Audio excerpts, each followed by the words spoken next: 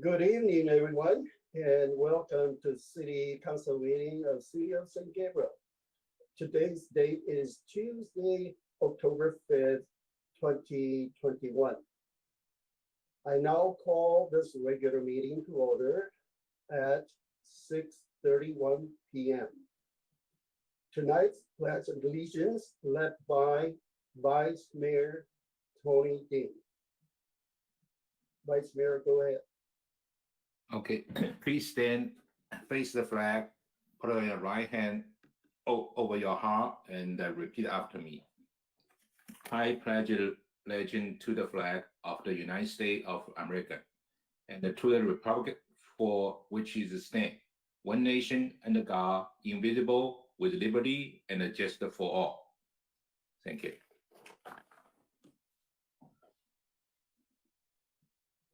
Okay. Clerk, roll call, please. Mayor Liao, Here. Vice Mayor Ding, Here. Councilmember Harrington, Here.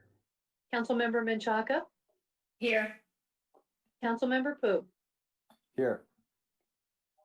Thank you. We will now have some announcements from our Chief City Clerk. Thank you, Mayor. Tonight's meeting is live streamed on Cable Channel 3 and our online platforms. Please email all public comments to cityclerk@sgch.org no later than the time the item is considered by the council tonight. Comments will be read for up to 3 minutes each. Comments received after the end of the public comment section will be forwarded to the City Council after the meeting. If you wish to be added to the distribution list to receive City Council agendas, please email your request to cityclerk@sgch.org. Thank you. Next item is approval of agenda order. A, Assembly Bill 361 fundings, adoption of resolution number 21-47. City Attorney Lemieux will present this item. Sure. Ladies and gentlemen of the City Council, we're doing something a little unusual tonight. Normally, this is simply the item to approve the agenda order, and if we have walk-on items, it's where we would place them. But in addition to that, I'm asking you to consider a resolution pursuant to AB 361 relating to how this meeting is conducted. So the reason we're doing this tonight now at the very beginning is to sort of make clear the authority under which we're conducting this meeting telephonically. As you know, prior to before the end of last month, we were operating on the governor's order that suspended certain provisions of the Brown Act and allowed us to have telephonic meetings. Those provisions ended at the end of the month, but before the month ended, the legislature adopted AB 361, which allows us to continue to have meetings telephonically, provided that we make certain findings first. And just for clarity, it allows us to have telephonic meetings under certain situations. And one of those situations is to decide whether or not to have telephonic meetings. So the meeting is authorized by the statute up until now. And if you make the findings in a moment necessary, then the meeting will be authorized for the rest of the meeting, I guess, for the other items. That's why we're doing this up front. So what this requires you to do, the findings I'm referring to, is it requires you to find that due to the current health pandemic situation, that it is necessary to have this meeting telephonically in order to preserve the health and safety of the staff and the City Council members. And having made that finding, that will allow you to then conduct the rest of the meeting telephonically. We have attached a resolution, or we presented a resolution to you. I want to make it clear that the resolution was not ready in time for the original agenda. The agenda obviously includes this item, so it's properly before you, but we had to supply the resolution afterwards. And for members of the public that are interested, The resolution is available currently on the website. What the resolution does is simply make the findings I'm describing, that based on the current health situation, it's in the interest of health and safety in order to conduct this meeting telephonically. The law also requires us to reaffirm these findings by motion. At least every 30 days, we want to continue with this. And I'll talk in a minute about how I would propose to do that, assuming that you have an interest in continuing it. The other point I would like to make about this is that this applies not just to the city council meetings, but other commission meetings of the city. It's meant to apply to all those things. So that those meetings can be attended telephonically as well. The last point on this is this allows you to have the meetings telephonically, but it doesn't require that they be telephonic. So if you decide, for example, if somehow a decision is made, it becomes clear that the next meeting or the one after that we should hold in person, we can go ahead and do that. This just gives you the option to have it telephonically if you want. So the last thing I mentioned earlier was that you have to reaffirm the findings every 30 days. So I don't know necessarily that you're going to want to continue this 30 days from now and beyond. That would depend on how you want to handle the city council meetings going forward, and also the commission meetings. But if you do, the way I would propose to handle that is rather than adopt a new, some people are advising to adopt a new resolution every 30 days. I don't think that's required by AB 361. Instead, what I would do is include on each of your meetings, when you adopt the agenda, I would have it adopt the agenda and make findings reaffirming the, or make adopt the agenda and reaffirm the findings of ordinance number, such and such, which is the ordinance you would be considering tonight, just as part of the motion. And then the minutes would reflect that you did that. I think if we do that at each meeting, then we have no risk of having a 30-day gap. Well, maybe until we get to the holidays. If at some point we do have a 30-day gap, then we would have to come back with a new resolution, full resolution. So any questions about that? Anyone? I have a question. Sure. Councilman Harrington, go ahead. Yes, I was looking through the findings. What exactly do we have to find? I'm still a little confused. Like, is this something because I know it has to be a state of emergency and some other things, but the state of emergency is declared by the governor, correct? Not by us?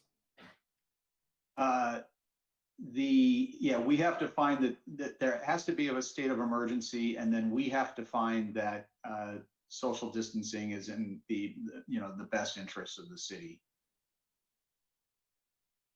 There's two findings then? Yes, I believe that's correct. I'm pulling up the resolution now to make sure I'm not missing anything. Okay.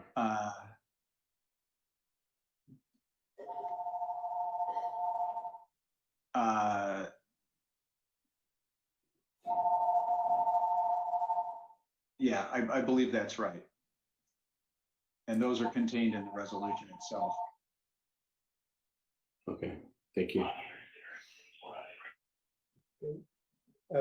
Any other councils have questions for city attorney? If not, I just have a quick question. So if we decide, say, that this city council wants to meet in person, do we have to wait 30 days? For instance, for the change, if we want to do no, you could adopt this now and then decide at the time of the next meeting that meeting in person would not present an imminent risk to the health and safety of attendees, and just meet at that point. And it occurs to me too, when I was thinking about this issue and talking about it with Mark, you might want to consider when you're making those determinations, you might want to consider what's going on at the meeting. In other words, if we had, remember, this has to do with obviously how closely packed everybody is in addition to everything else. So if you had a topic or something where you expected you would have 500 attendees like we have in the past, it might make sense, and that this would actually constitute, the meeting would constitute a very large gathering. I can imagine that that would be a situation where you might want to invoke this resolution and have the meeting remotely to protect the welfare of the people attending. Also, because if you don't do that, and we have a very limited ability to have people attend because of social distancing, you're also creating a situation where some people may feel left out of the meeting. So, you know, that's one side of things to think about.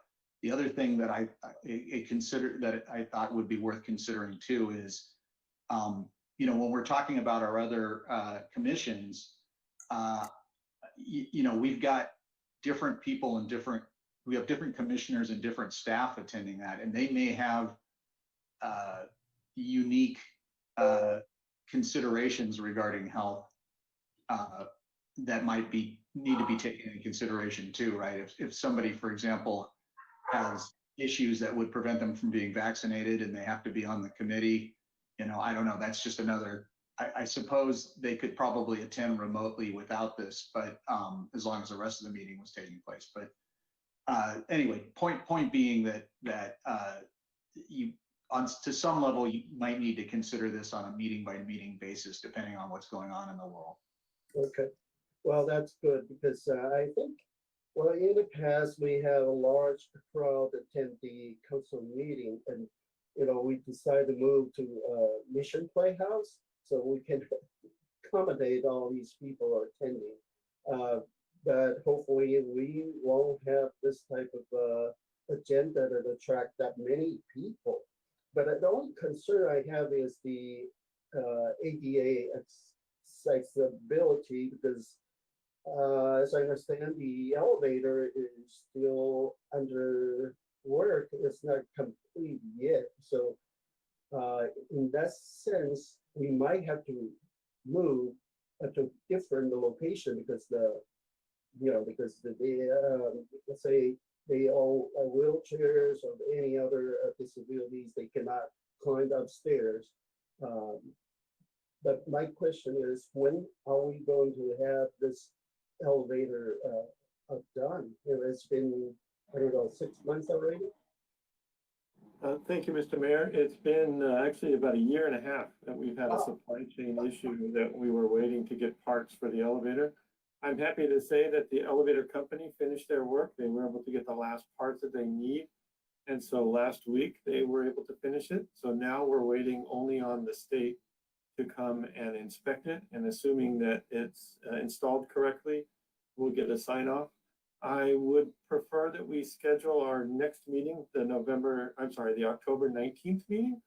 I would prefer, if the council doesn't mind, to keep one more meeting virtual, because I can't promise that we'll have the state inspection by then, but I feel very confident that we should be able to do November the 2nd back in person if the council is comfortable at that time, and if our numbers from the Delta surge or the winter surge haven't changed at all.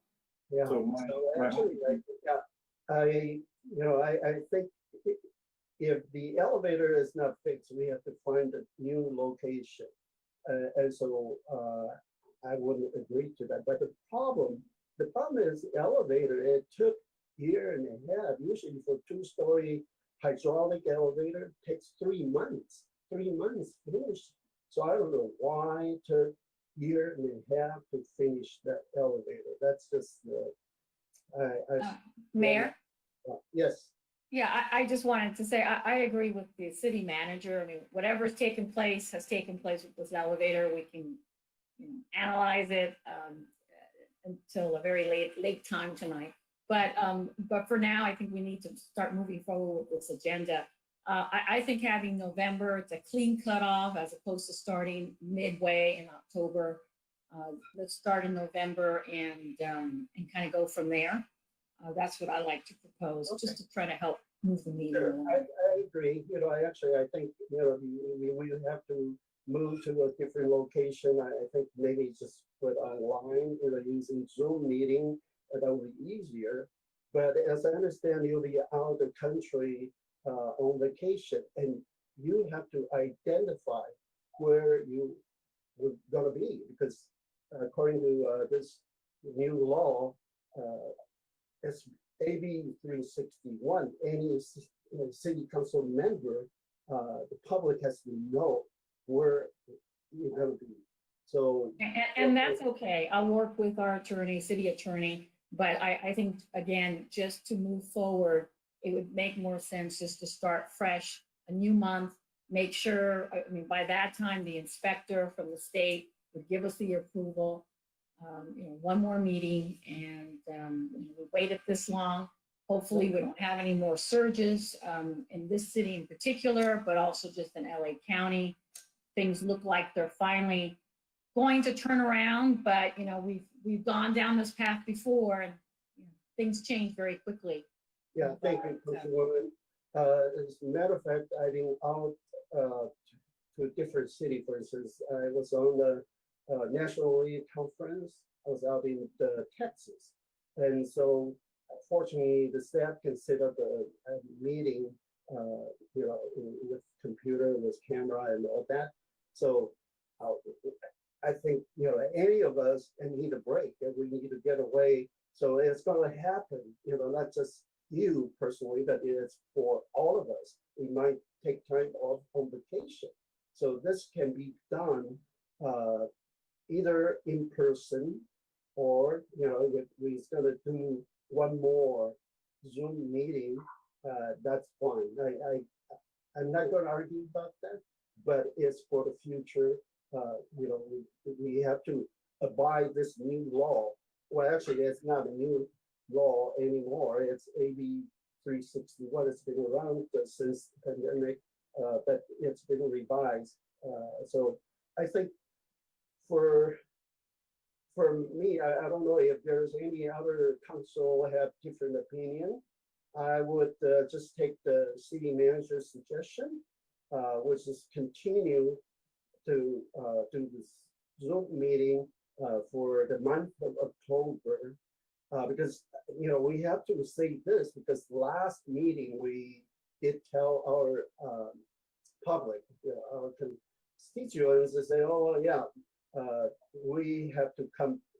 We will meet in person, October 19th. But now it's changed, so we just have to announce that we're gonna meet one more time with Zoom, because it's been delayed 3 times already, and we just have to keep doing it. But it's different situation, different, and the virus changes all the time. Hopefully, right now the county, the data is dropping to a new low, so I think it's pretty safe to say, by November, it should be okay. But Mayor, yeah, I was going to say, I think we are, at least a majority of us were in agreement that we want to meet in person, but there's still the details behind that. Are we going to be separated by plexiglass, by social distancing? Are we going to have masks on? Are we required to have masks on?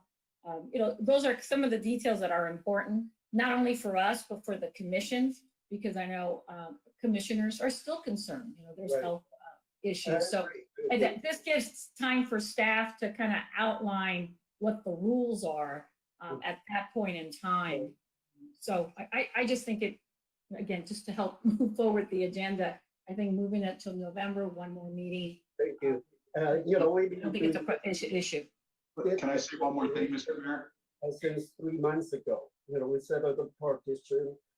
We changed the HVAC duct. We make sure our, city council chamber is safe. So wearing mask, yes, but when you speak, you probably can take off your mask, because they're partition between each one of us. So it's been prepared, it's been done. So it's just not, this is not the first time we talk about it. Okay, Keith, thank you.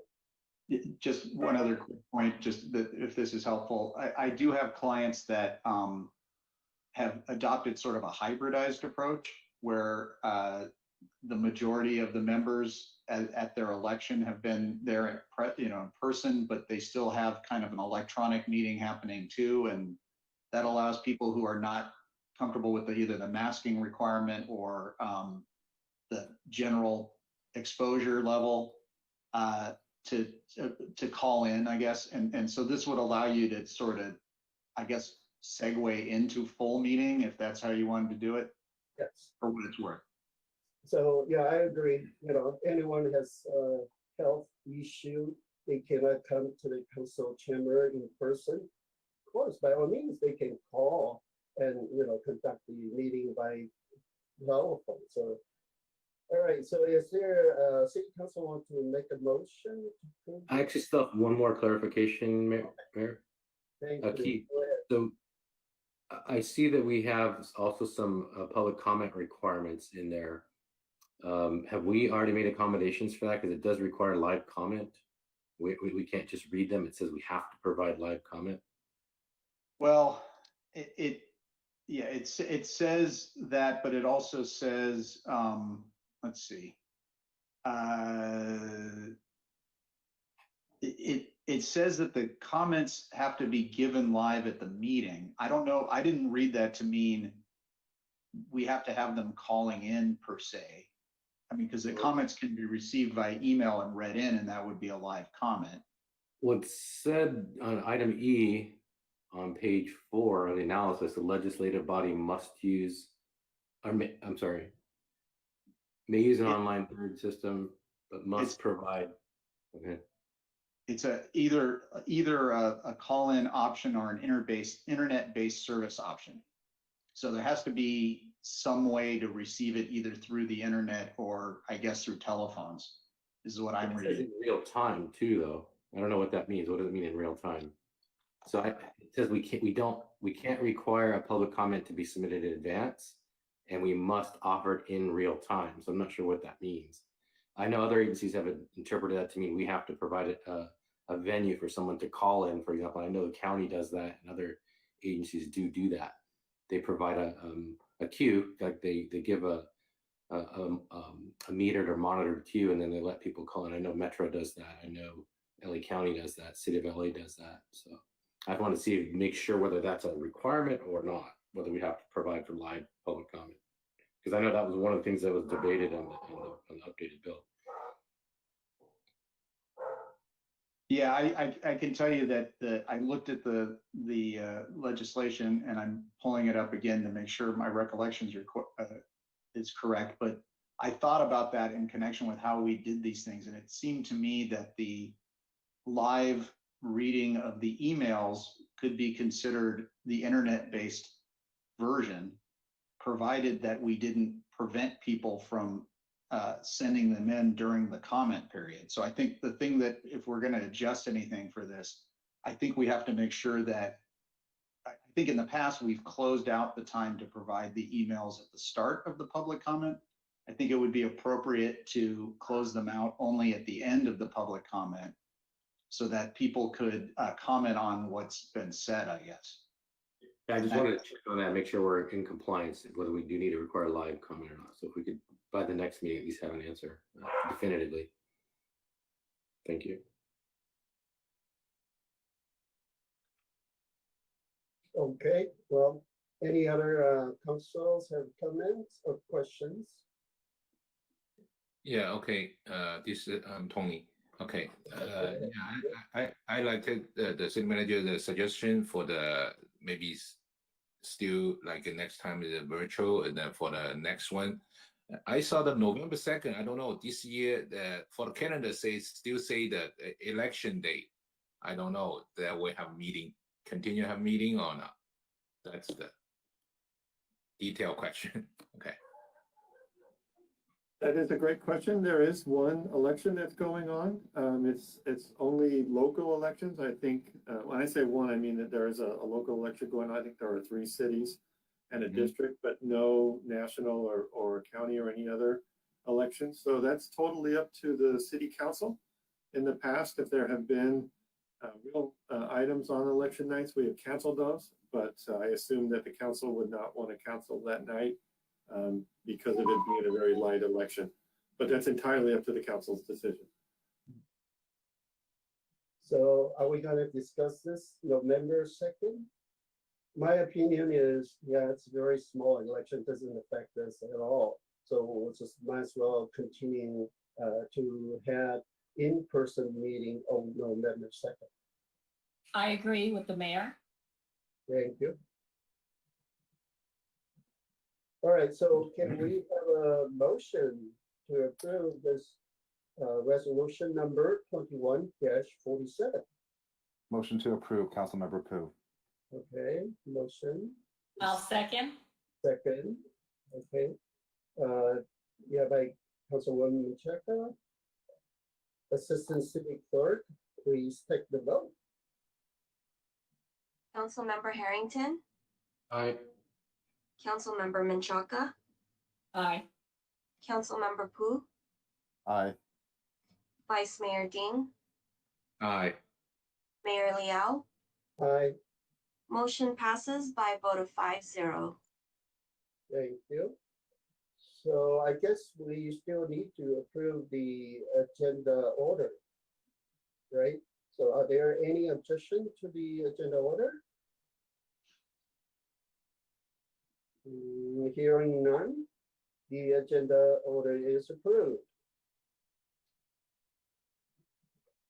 The next item, please, next item, presentation. Item A, introduction of Community Development Director Aldo Cervantes. City Manager Lazaretto will make the presentation. Thank you, Mr. Mayor and members of the council. I'm excited tonight to introduce you to Aldo Cervantes. He is our new Community Development Director. Although it seems that he is having big shoes to fill with Armene leaving, I think he is up to the task. He's been with the city of San Marino for about 20 years. Let's hope he stays with San Gabriel at least half that long. We'll only hold him to half that time. I will say that it is nice after losing talent to our neighboring cities. It's nice to be the recipient of some of that talent for once. Aldo comes to us, as I said, from San Marino, but he was raised in La Puente. So he has strong roots in the San Gabriel Valley, and he speaks, the kinds of projects and things that we speak here in San Gabriel. So I'm excited for that. His strengths are in economic development, historic preservation, and planning. So the three areas that we are very key on in his department, I think are his strongest suits. The other thing that Aldo is sort of unique in that he is a building official as well. So he can back Joe Chen up if there are times where we needed somebody to be there in an emergency or when Joe was out of town for an extended period of time. And that's a skill set that not too many community development directors have. So that is sort of a bonus with Aldo. And Aldo has started this week. He's fit right in with the executive team. He has a personality that is very much in favor with the crazy team that we already have in place. So I think the council and the community are going to grow to very much like Aldo. And with that, Aldo, I turn it over to you if you have a couple of words you'd like to say. I do. Thank you, Mark, and I appreciate the introduction. I am certainly very humbled by this opportunity. Mark has, in the really 2 days that I've been with the city, have really opened his arms to me, as well as the executive team, as well as the other staff.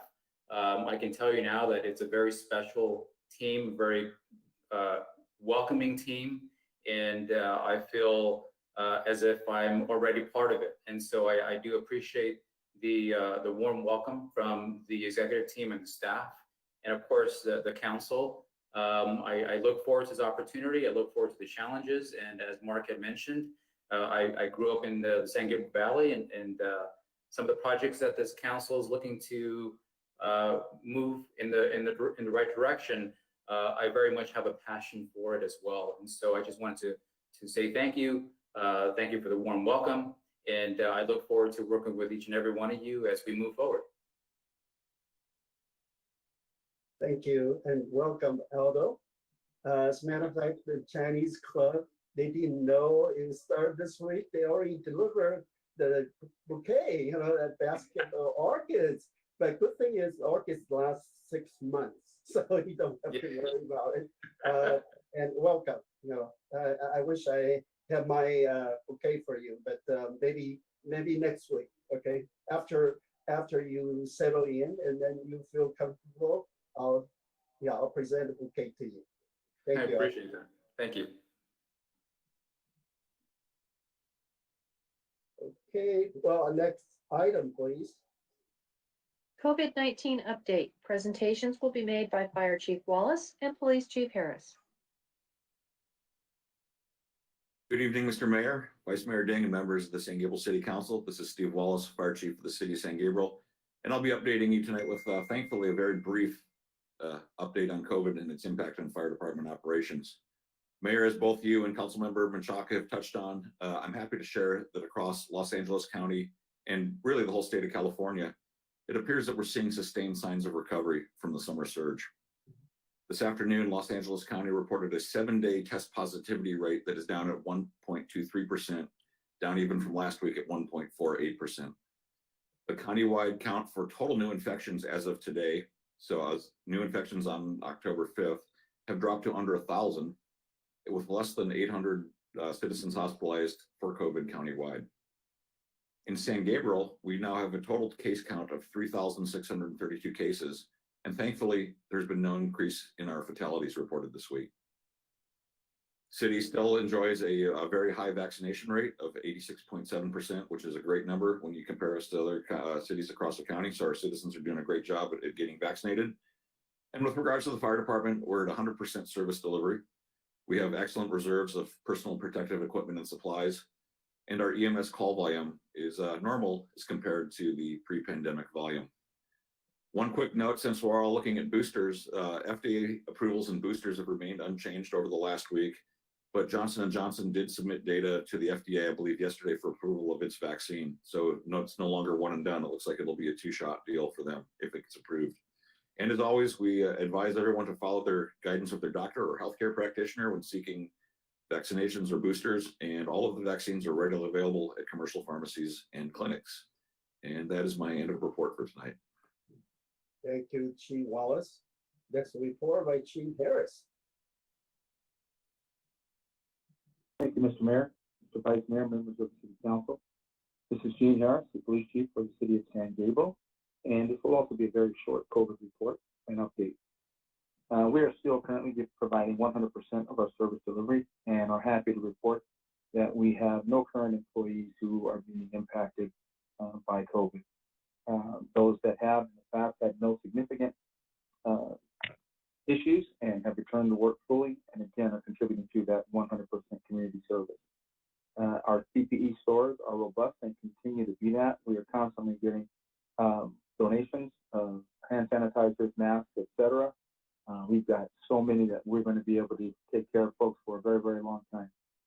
And we appreciate that and thank those members of the public for all that they are doing in that effort, to contribute to that effort. We remind everyone to still stay vigilant, follow any of the local and state orders as they come down. We're obviously aware that they're subject to change on a regular basis.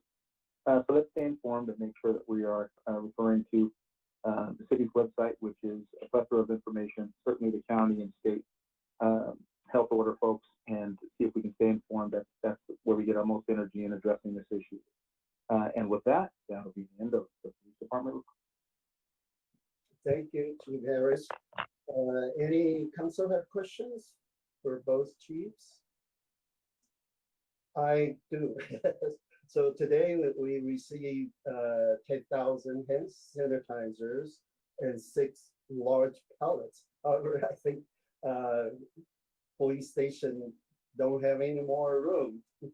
And for future donations of PPE, do you think we probably just have to tell them we don't have room, or we refer to public works department? Mayor Lee, I'll field that because we had a discussion about that this afternoon from a citywide standpoint. And we would never turn away donations because of the need for those in the future, but also because we're so appreciative of the community groups that have donated. But we are at a maximum capacity for hand sanitizers. So what our intent was to have a booth set up with some of our community services folks and other PD and fire folks, and to hand out hand sanitizer at our upcoming dumplings and beer, and let members of the public be able to take advantage of some of the kind donations from our groups. And at that point, we would probably be able to handle more donations if they're available. I will say though that sanitizer is one of our less needing products, excuse me. So if there are, the KN95 masks and the other kinds of PPEs, those are more useful for us at this point. But as I said, we are very appreciative of all the donations and would never want to sound, that we're not wanting to receive those. Yeah, so actually there are still community members who donate KN95. But at this point, I just tell them maybe there's no room, but like you said, if we can pass them out during dumpling and beer festival, hopefully we get 10,000 people and we can give them all away. But we'll see. But I have Mayor, yes. Mayor, I'm sorry to interrupt. I was going to also suggest perhaps we can check in with some of our nonprofits like AYC, La Casa, even our churches. I don't know if the community groups have reached out to those organizations. They might be in need. Well, I appreciate that suggestion, Councilwoman Menchaca, and I forgot to mention, we've also been helping out both school districts with donations of the sanitizers as well for the teachers and the students. So your suggestion of community groups is a good one on top of that. Thank you. Good job. Good job. Yeah, we're very fortunate to have all these community members that are willing to donate PPEs to our cities. I have a question for Chief Wallace, because that's another thing. Booster shot, the LA County Health Department wants to work with AYC to have a mobile unit at the St. Gabriel Mission Playhouse parking lot. And hopefully maybe they're looking at the date November 1st or November 3rd. So I guess, the city manager can talk to the community development director. But my question to you, okay, because as I understand, a lot of people just go to CVS and to take the booster shot, but no prior vaccination record required. So, they took the Moderna and say, hey, this is Pfizer. They don't care. They just give it to them. So I don't know. I don't think LA County Health Department would approve that. But what's your answer to that? Well, thanks for the question. And that's come up a few times. And the best guidance we have is that you need to get the same booster that you had for the original shot. Someone like the LA County Health Department and the agencies that are coming out with these mobile units are going to be asking and going to be checking. Whether people are honest about it or not, and they just want another booster is a whole nother question. We believe and we think that, our citizens here are honest, are going to do the right thing, but we don't know what kind of reactions would happen. We don't know if there's any efficacy issues. If you start mixing vaccines, the vaccines are different. So we would advise, again, contact your healthcare provider. If you have questions about that, if you have questions about whether the vaccine will work, if you've had a different one, you need to check that with the doctor, with someone that's giving the vaccines, but not just show up and expect that you've had, say, Moderna, and now I want the Johnson & Johnson shot and that it will work. Yeah. So, well, I think it's up to the LA County Health Department, because this mobile unit is by the health department. So, yeah. Mark, can you let AYC know if they are allowed to have this type of mobile unit first week of November or third week of November? So, I would be happy to, sir. yeah. Oh, it's a Saturday. Sorry, so it's Saturday. Thank you, everyone. And well, I have comment about this October. You know, October is the National Cybersecurity Awareness Month. I did not know that before, but I went to the training, and by this Cybersecurity and Infrastructure Security Agency, it's called CISA, and they can help our cities to prevent any ransom, demand, because a lot of cities got attacked by the hacker, and they demand lots of money through Bitcoins payment and that kind of stuff. But anyway, in the future, I invite him for next council meeting. Maybe he can present, or we can present him the cybersecurity awareness months. So thank you. Next item is public comment. This is the time set aside for members of the public to address the city council on items of interest that are not on the agenda, but are within the subject matter jurisdiction of the San Gabriel City Council. We do have one comment this evening. It comes to us from Cheryl Cabot, a San Gabriel resident, and reads as follows. Good evening, Mayor Liao, Vice Mayor Ding, and council members. Unfortunately, there is a great deal of misinformation being circulated around the city of San Gabriel. One such fabrication is that the city does not have any money and we are in extreme danger of going bankrupt. City Manager Mark Lazaretto has stated, I can tell you we are not in any danger of going bankrupt anytime soon. There is also misinformation that the San Gabriel Police Department has not been getting any raises or compensation. In 2017 and 2018, the police received a 3-year contract with 4%, 1%, and 1% raises. Going back to the year 2014, the city's police officers have received 12.5% in total increases. The city is currently in negotiations for new contracts with all of the city's bargaining units for the 2021 and 2022 fiscal year. According to Police Chief Harris, the San Gabriel Police Department has not been defunded. In fact, we were budgeted more last year and continue to provide exceptional police services to this community. There have been no reduction in services, and in contrast to other cities you mentioned, our city council supported the police department and approved its budget, along with numerous other service and safety enhancements, such as upgraded radio systems, new dispatching systems, citywide data and video integration, new police vehicles, enhanced educational incentives, and building improvements, just to name a few. There has also been concern that we are losing police officers due to low pay, continues Chief Harris. In the 5 years I've been chief, we have had 4 officers and 1 civilian employee lateral to other agencies. The largest number of departures were due to earned service retirements.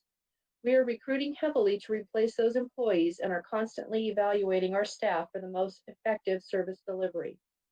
Chief Harris also stated, though there are places with higher pay and benefits, we have not experienced any type of mass exodus, primarily due to the environment created by our city electeds, executive and management staff, as well as our employees, not to mention other substantial benefits such as lifetime medical and other retirement benefits.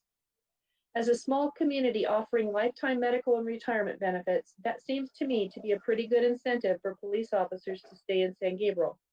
I doubt those benefits are offered by many other cities.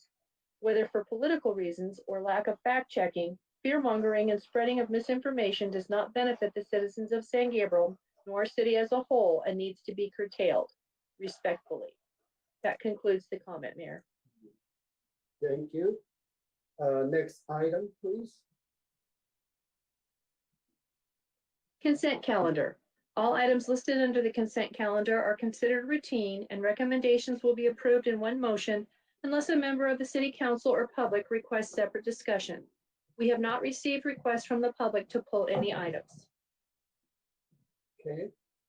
So would any council member like to pull any item for separate discussion?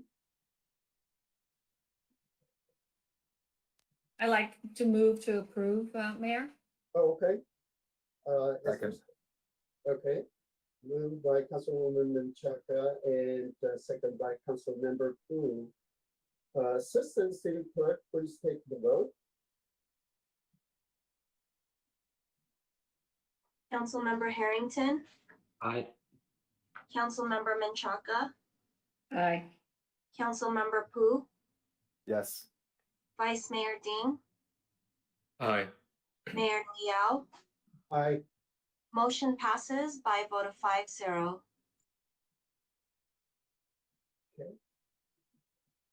Next item, please. Public hearing, item A, adoption of resolution number 21-41, approving the City of San Gabriel Historic Context Statement.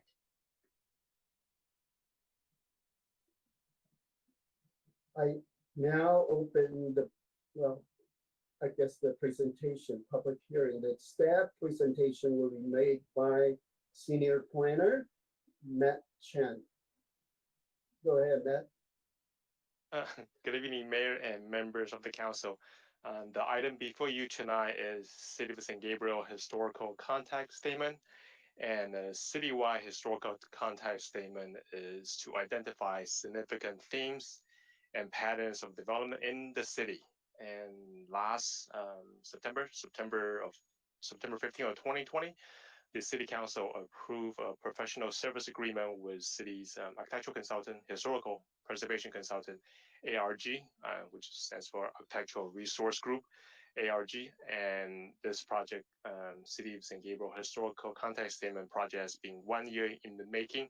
And now city staff is pleased to bring this item before you tonight for your consideration. And staff would like to introduce city's consultant, Andrew Goodrich from ARG. He will make a presentation to the council, kind of describing the project background, the community outreach, and also the commission meeting that staff and the city consultant have attended, and also the kind of more a little bit high level details of what this historical context means for City of San Gabriel as cities going forward with our historical preservation, protection effort. And Andrew? Good evening, Mayor and council members. Thank you so much for your time today. My name is Andrew Goodrich. I'm a senior associate with Architectural Resources Group in Los Angeles.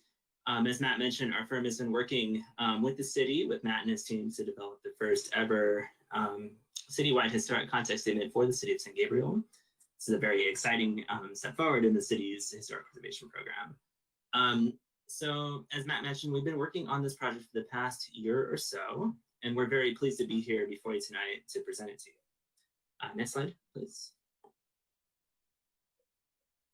So I thought I would just begin by providing a very brief overview of our firm, who we are, and the type of work that we do. Next slide, please. So as I mentioned, I'm here with Architectural Resources Group. We go by ARG for short. We are a full service architecture and planning firm that specializes in the historic built environment. We have offices in downtown Los Angeles, San Francisco, and Portland. We bring a lot of experience working with local governments on various issues related to historic preservation policy and practice. And one of our areas of expertise is the preparation of citywide historic context statements like the one that's before you tonight. We've done a number of these types of projects, both in Southern California and elsewhere across the Western United States. Next slide, please. So a lot of our recent experience has actually been in the greater San Gabriel Valley. In the past several years, our firm has prepared citywide historic context statements and conducted historic resource surveys for the cities of Arcadia and San Marino. Last year in 2020, we did something very similar for the city of La Cañada, Flint Ridge. And we've done a number of projects in Pasadena, South Pasadena, and Altadena. That just goes to say that we came into this project with an awareness and an understanding of the history and the dynamics of the San Gabriel Valley, though we did learn a lot through the process. Next slide, please. So that's who we are as ARG. Next, I wanted to briefly introduce historic context statements, what they are, how they're structured, and how they're used. Next slide, please. So a well-written historic context statement is a critical component of historic preservation planning, particularly at the local level. By definition, a historic context statement is a written document that describes broad patterns of development in a community as expressed through its buildings and other types of built resources. The document is typically structured around a series of broad contexts and themes that correspond to major periods in a community's history. And each context and theme includes typically several different components, a narrative history, as well as a list of criteria that can be applied to help planners and other decision makers determine which resources are historically significant. Just because something is old doesn't necessarily mean it's significant, and this document is intended to help make that distinction in a very systematic and objective way. Next slide, please. So I always like to emphasize a couple of points about what historic context statements do and what they do not do. So this document will establish a framework for evaluating the historical significance and integrity of buildings and other resources in San Gabriel. It will help inform future planning and land use decisions and will provide a foundation for any future historic resource survey projects that the city decides to undertake. Kind of conversely, the document in and of itself does not result in the formal listing or designation of any properties within the city. That's an entirely separate process that is subject to public participation, notification, and review. So this document is really, it's intended to be more of an informational tool. Next slide, please. So from here, I wanted to take a few minutes and talk about our methodology and our approach to the project. Next slide, please. So as Matt mentioned, and as I mentioned earlier, we've been working on this for about a year. The project kicked off last September 2020. In fall and winter of 2020, we really dedicated a lot of time to collecting any and all information about the history of San Gabriel. We did this in a variety of ways. We conducted extensive background research. We conducted extensive public outreach, which I'll talk about that more in a minute.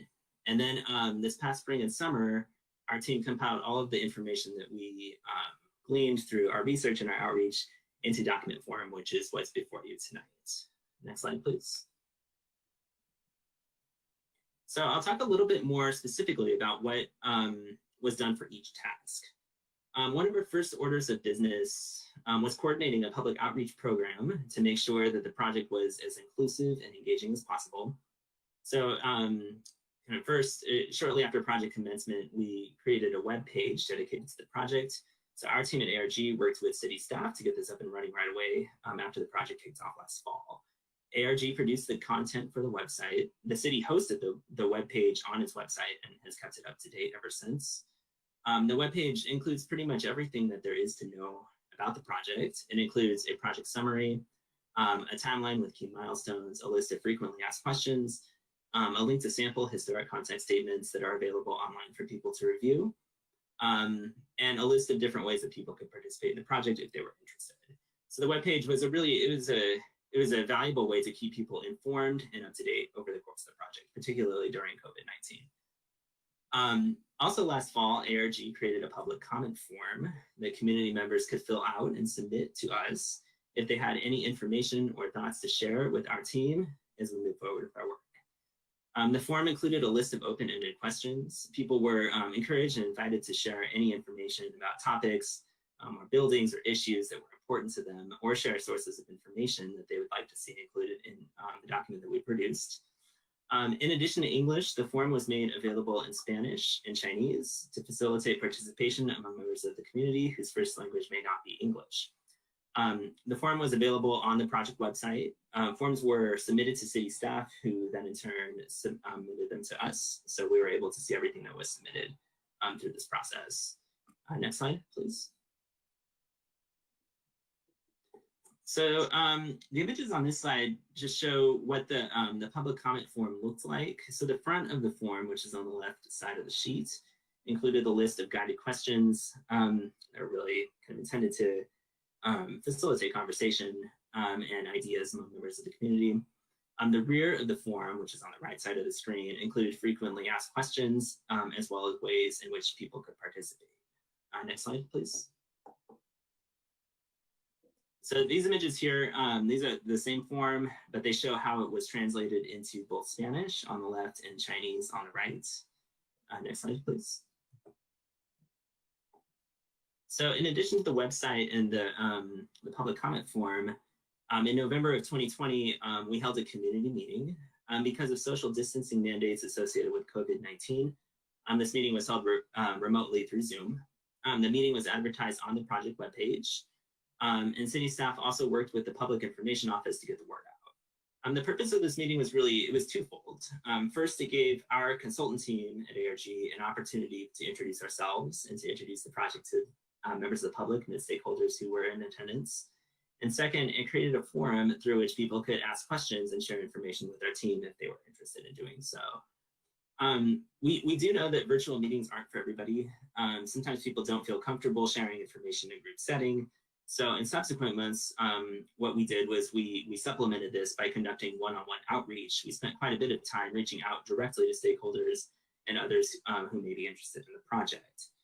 City staff provided our team with a list of contacts. This included a pretty diverse group of people, including longtime residents, local business owners, advocates, historians, property owners, and the like. We solicited input through a combination of email exchanges, video chats, and phone interviews with those we contacted. Those who we were able to speak with shared a lot of very valuable information with our team, which was incorporated into the historic context statement.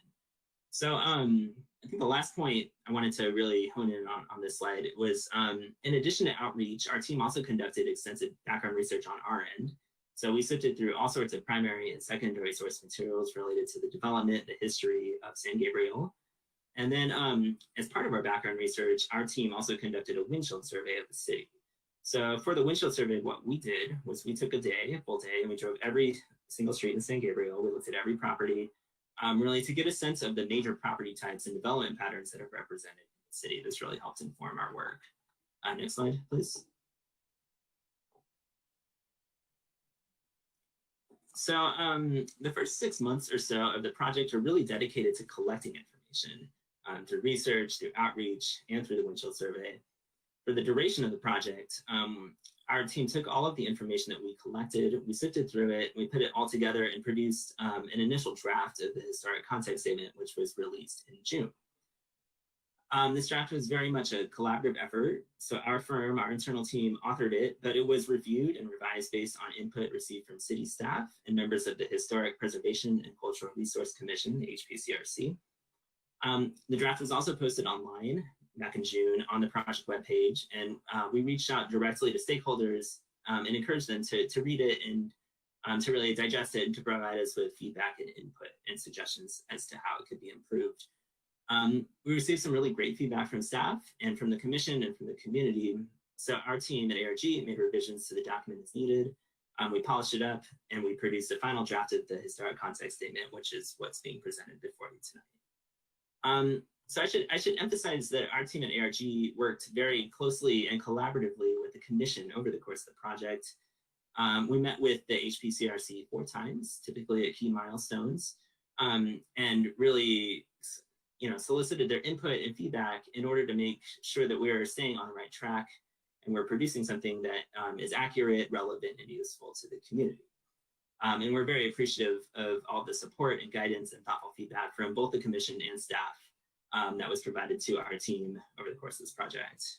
Next slide, please. So finally, I wanted to briefly walk you through the historic context statement itself. This is the document that's being presented to you tonight. I'm not going to go through all 200 pages of the document because that would take a very long time, but I will highlight some of the main ideas and key points presented within. Next slide, please. So the document is really focused on extant built resources. These are buildings, structures, sites, other resources that are still standing and very present in the community. It addresses everything that was constructed between the pre-contact period of San Gabriel's history. So this is everything before 1775 and the year 1980. So it covers a pretty extensive period. The document is generally organized chronologically. It's broken down into contexts that correspond with major chapters in the city's history. The one notable exception to this is the last context that's dedicated to the various architectural styles that are represented in the city. This idea of architecture and design is less married to specific time periods, and therefore it's called out as a separate context within the document. Next slide, please. So each context is broken into broken down into one or more themes, each of which provides a very focused discussion of particular types of properties. Common themes that are identified, or common themes are really identified by property type. They're organized by property type and include things like residential development, commercial development, and civic and institutional development. Each theme includes a narrative history followed by a set of guidelines that effectively act as a rubric to help people understand and evaluate the significance of properties associated with each theme. These images on the screen are just some excerpts from the document to give you a general sense of how it's structured. One thing that I really should emphasize is that we tried very hard to make the document something that's not just a technical resource, which it is, but something that's also accessible and interesting to read. So we made a point of including a number of photos and maps and graphics. We tried our best to avoid jargon and write the document in plain English so that anyone who is interested can pick up the document, read it, digest it, and understand it. Next slide, please. So I just wanted to conclude by emphasizing that having a historic context statement for the city is a very exciting step forward in San Gabriel's historic preservation program. From a planning perspective, this document has a number of benefits. It provides an authoritative history of the city. It will help inform future planning and land use decisions to make sure that historic and cultural preservation is given a fair seat at the table. And perhaps most importantly, it will be the foundation for any future historic resource surveys the city chooses to undertake. The document really, it also demonstrates a true commitment on the part of the city to recognizing and protecting significant elements of its historic and cultural past. In addition, there are also several less tangible but equally important benefits of having a document like this. First, it's a tool that can really be used to get people excited and engaged in the history of their community. San Gabriel has a very rich history and very interesting history. So this is a way to get people really involved and engaged in that story. And it will also hopefully help build awareness and appreciation of the city's architectural and cultural heritage. Next slide, please. So that concludes our presentation. Thank you again for your time. It's very much appreciated, and we are on the line and happy to answer any questions that you might have. Thank you. Okay, thank you. I now open the public hearing, the staff presentation, Does any council member have technical or factual question for staff to clarify? Anyone? Okay, I see none. Chief City Clerk, please read any comments received. Thank you, Mayor. We do have one comment. It is from Dr. Chastity Jennings Nunez, Chair of the HERE Commission, and reads as follows. The historical context statement for consideration is the result of a tremendous amount of work by the consultant group ARG, but without the Historic Preservation and Cultural Resource Commission Chair, Senya Lubisic, it would not be an inclusive document dedicated to representing the threads of diversity that make up the colorful tapestry that is San Gabriel's past, present, and future. The city chose ARG to be the consulting firm to create our historical context statement. A historical context statement is an incredibly important document as it defines the priorities for a community's local preservation efforts. The inherently biased methodology used in this field leads to the omission of minority or historically oppressed groups, since it is their property, architecture, and tangible items that are the first to be destroyed or appropriated. In October 2020, ARG, like so many other companies and organizations, published a statement on diversity, equity, and inclusion, pledging to identify opportunities to engage with and promote the inclusion and equity of historically underrepresented voices in the community. So I was very disappointed that on this project, one of their first projects after publishing this statement, they chose to rest in the West, completely ignoring the true First Californians, the indigenous Native American tribes that thrived in this area for thousands of years before the arrival of the Spanish. It was absolutely the persistent requests and thoughtful guidance of Chair Lubisic that ensured that the vibrant cultural landscape of San Gabriel and the various racial and ethnic groups that were and still are a part of it would be identified as worthy of protection and preservation. I would encourage you to listen to the HBCRC meetings from February 10th, June 23rd, and August 25th, and to fast forward to the Q&A portion to hear Professor Lubisic's comments. It is a free, incredibly interesting lesson in local history complete with reading recommendations and resources, and I would be the first to sign up for the course if she offered it through community services. From the time this land was Tavanger, to colonization by the Spanish and Mexicans, to the pre-war Japanese communities with agricultural and business developments, to the arrival of large numbers of Chinese immigrants, the influence and descendants of each of these groups still has a presence in San Gabriel. The City of San Gabriel's citywide historical context statement should be a must-read for our local high school students, and I commend the HPCRC for their diligence and commitment to taking this giant step forward toward protecting San Gabriel's history. That concludes the comments, Mayor. Thank you. Now it's time for council member deliberation and discussions. Anyone wants to discuss or questions? Okay, I see raised hand by Councilwoman Chaka. Go ahead. Okay, thank you, Mayor. Well, first of all, I wanted to thank, well, there's three groups I wanted to thank tonight before I start with some of my questions, because this was really a multi-year effort, and it's been a long time desired in this community, and it finally took place. First of all, as the public comment was made, I want to really acknowledge the work, but also the patience from everyone on the Historical Preservation and Cultural Resource Commission, especially the chair, Sanya Rubridge. And without this commission, I don't believe this would have taken place. It was a really a labor of love, and the commission as a whole has tremendous knowledge. They love the city, and it is a volunteer commission, and so I just can't say enough thank yous to every member of that commission, especially the chair. Also wanted to extend my appreciation to city staff, past and present, because over this time, there's been some new players and some that have left that probably are using that knowledge for another city. But this really took a lot of people. A lot of people have their print on this, and so I wanted to thank the city staff for that.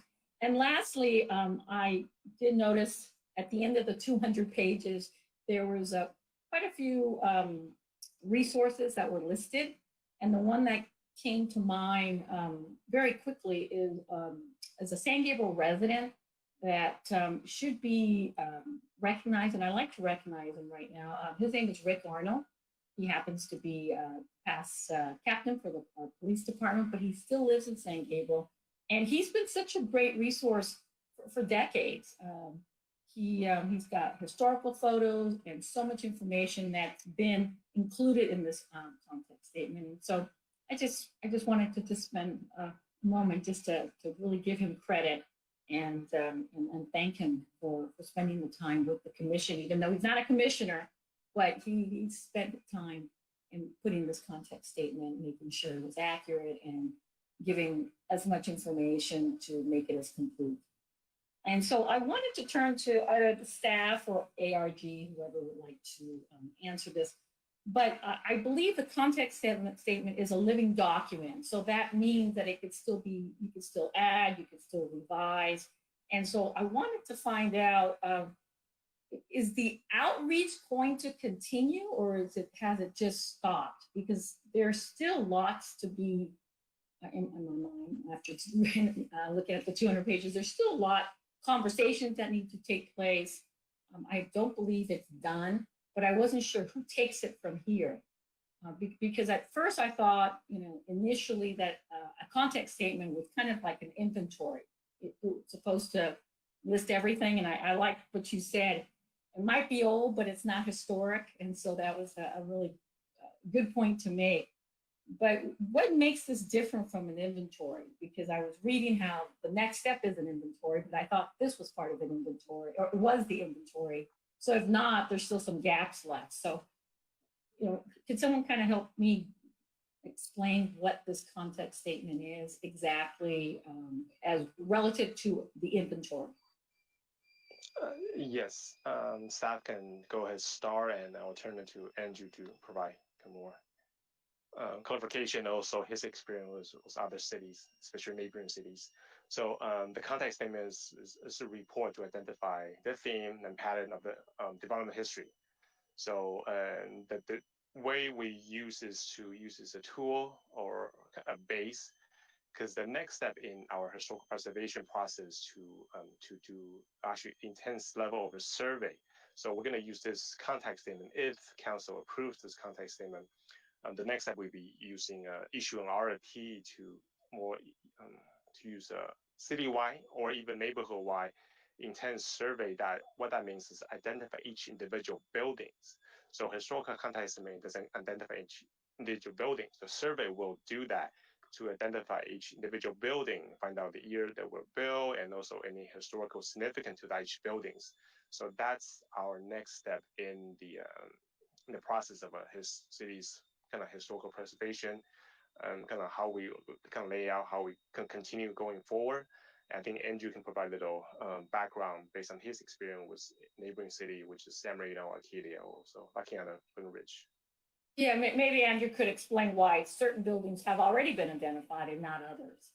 Maybe it's a more of a the context statement is much more of an overview, whereas the inventory goes down to the details. Maybe you can explain that. Yeah, that's exactly correct. The context statement is meant to provide a framework for an inventory or a survey. So it identifies the major kind of ideas, the contexts and themes by which individual properties within the city or historic districts could be identified as significant versus just being old. So some cities choose to do a context statement and an inventory hand in hand. The context statement is intended to really inform the inventory and make sure that when people are out there evaluating properties, everything is being looked at through the same lens and through a consistent framework. So the historic context statement kind of is the first step in that, to make sure that everything is being evaluated consistently and systematically. I think an inventory, so moving kind of to the next step, I think an inventory would rely on the historic context statement significantly. It would, the context statement identifies the context and the themes and the architectural styles for which an individual property would be identified as eligible in an inventory. So the inventory is effectively taking it one step further, like you indicated, and kind of getting more into the property specific details, whereas the context statement is meant to be a more kind of far-reaching and overarching document that guides the inventory. I don't know if that answers your question. I hope it does. Yes, it does. Thank you. Samantha, did you want to say anything, or my question was answered unless you want to add something? Okay. Okay, great. So along those lines, I was trying to understand if someone wants to designate or nominate a historical neighborhood or a building or a site, do we have a form in place? So if someone wants to do that tomorrow, is there something in place, or is that also part of the next steps? And I'm kind of thinking along the lines of SB 9, because my understanding is that as long as the nomination or the application is in process, then the property is exempt from SB 9.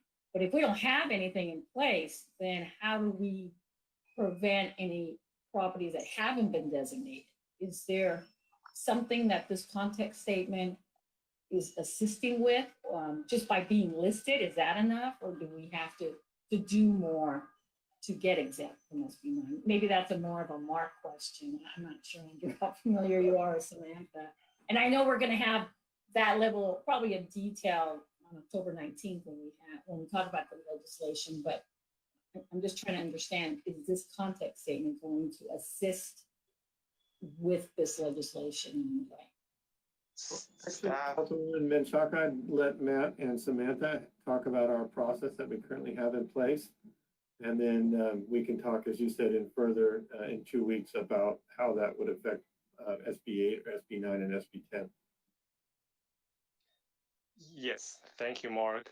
Just to answer council members' questions, currently we don't have a historical district by definition of a historical district in the city of San Gabriel.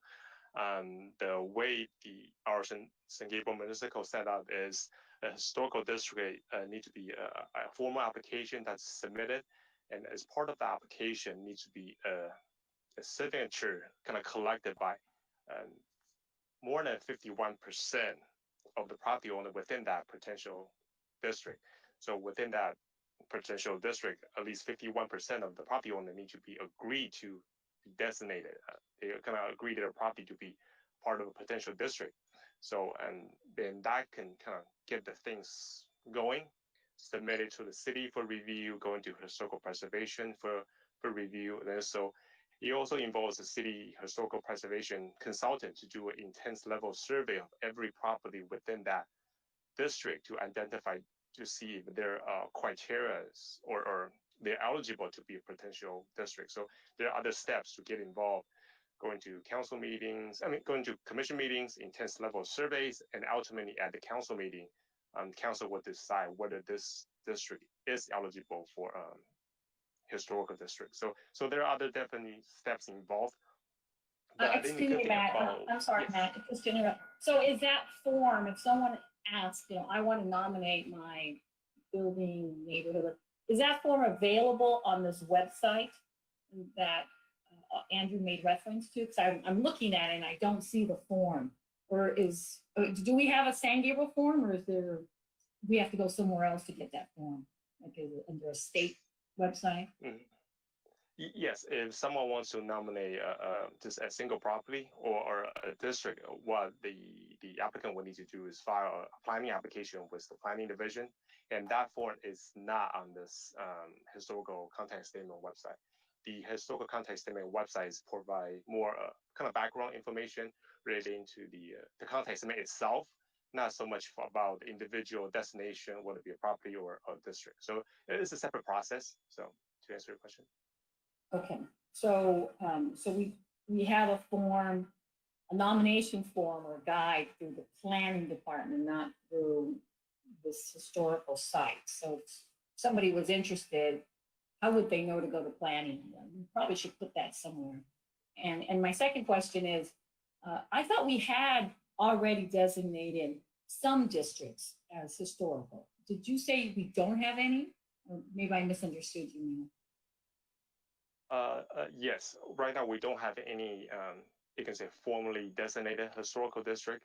For example, Mission District is definitely one of the very important districts in the city, but we also have a very clear definition in the San Gabriel Municipal Code, talk about what a historical district is.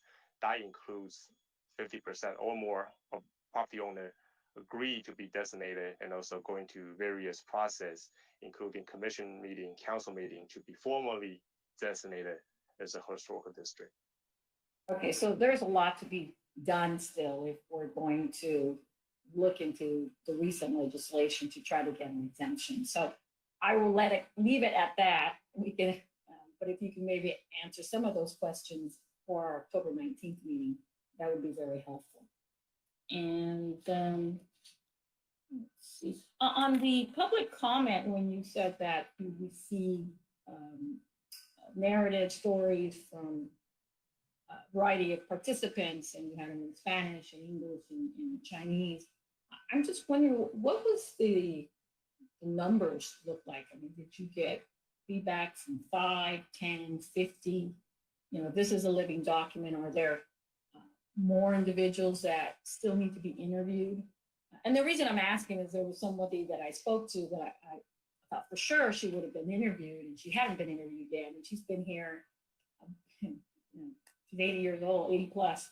So I was kind of surprised. So I was thinking, well, maybe that's later down the road.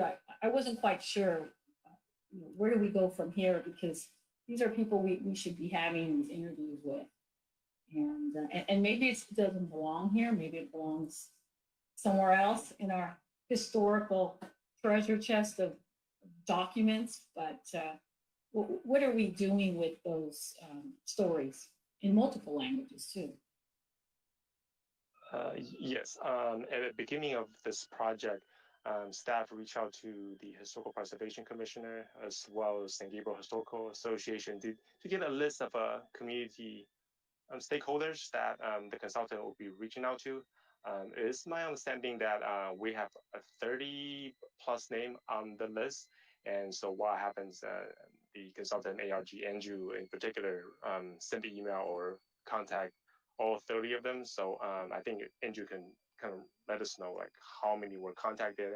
And also the other key things to want to share with the commission council is that the consultant conduct numerous like a one-on-one, like Andrew mentioned before, a one-on-one individual phone meeting or video chat, which is sometimes the residents or the community stakeholders that feel more comfortable having a one-on-one conversation with the staff, with a consultant instead of a group setting. So, Andrew?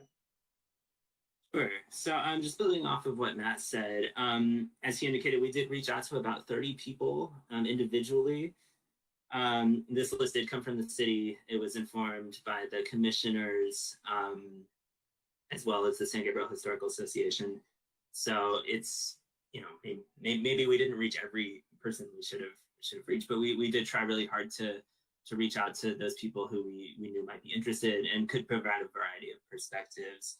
Of the 30 people we reached out to, I don't have the exact number in front of me, but I want to say between 12 and 15 people responded, and we were able to reach them via email or video chat, or oftentimes a phone conversation that has lasted anywhere between a half hour and an hour and a half, 2 hours, depending on kind of how much information that these people wanted to share with us. So kind of given my personal experience doing outreach in other communities, especially in the San Gabriel Valley, this was actually a pretty good turnout. There seemed to be a lot of interest and just a lot of enthusiasm among members of the community about sort of this shared collective history. So we're pleased to see that.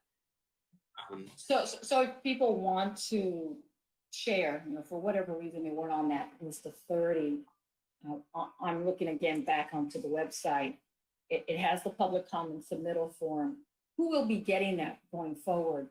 Since the context statement that was part of it has come to an end. Is that Samantha, Matt? Who's getting these public comments that will be coming forward, and where would they be put? Would it be come back to? Would it be, where would they go? Where are these stories going to go? So the purpose of tonight's meeting is to have council consider adopting the resolution to approve the historical context statement. But for public comments, staff is still can continue to receive public comments for future historical context statement, because with a lot of context statements, they can be updated or have a different specific theme, whether it be a building or be race or a different topic. So a lot of cities have a sub historical context statement. So I think we can still continue to receive that information. So in the future, that if we have the budget and also resource to do a sub historical context statement, we can use that for future references.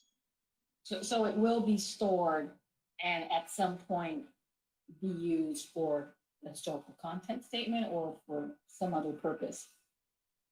Is that what you're saying? Yes, I think we definitely like to hear comments or history about City of San Gabriel. So I think we can always like to collect, gather information for future references, because the next step in our historical preservation process is to conduct a survey. So it could be that one of the comments related to the survey in that particular neighborhood that we might be interested. So we're definitely interested in continue to receive that information, maybe used for a different setting for different purposes.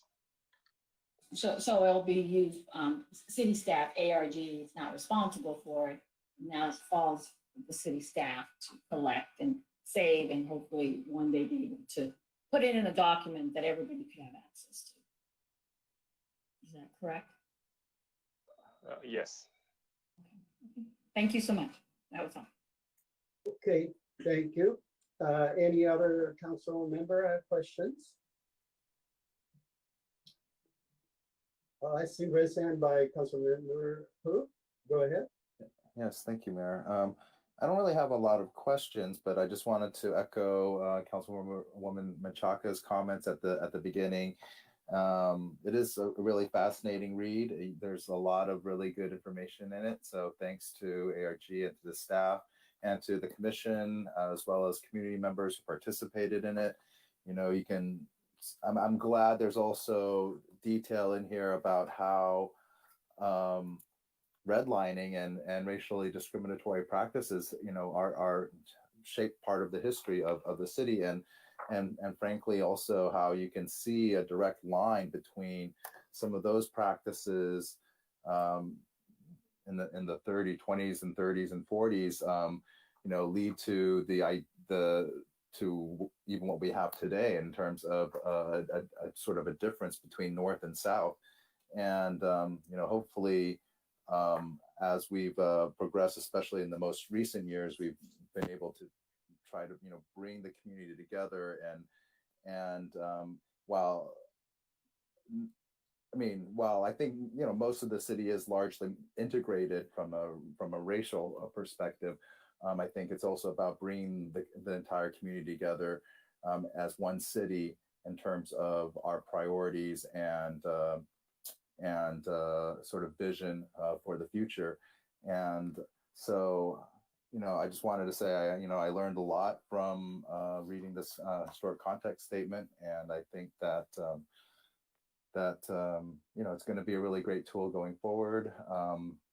I do think that, as we, you know, more information is provided, you know, that we can also supplement it perhaps in some ways in the future. And yeah, just wanted to express my appreciation again for the hard work and a lot of the detail that went into it. And I agree with Chastity Jennings Nunez. It's a really fascinating read. So if anybody has the time, it's probably actually doesn't take that long, just a few hours perhaps. And you know, you can go and download it and learn about the history of our community. Thanks very much. Thank you. Any other council members have questions or comments? I have a few comments, Mayor, not too many questions. Okay, go ahead, Councilmember Harrington.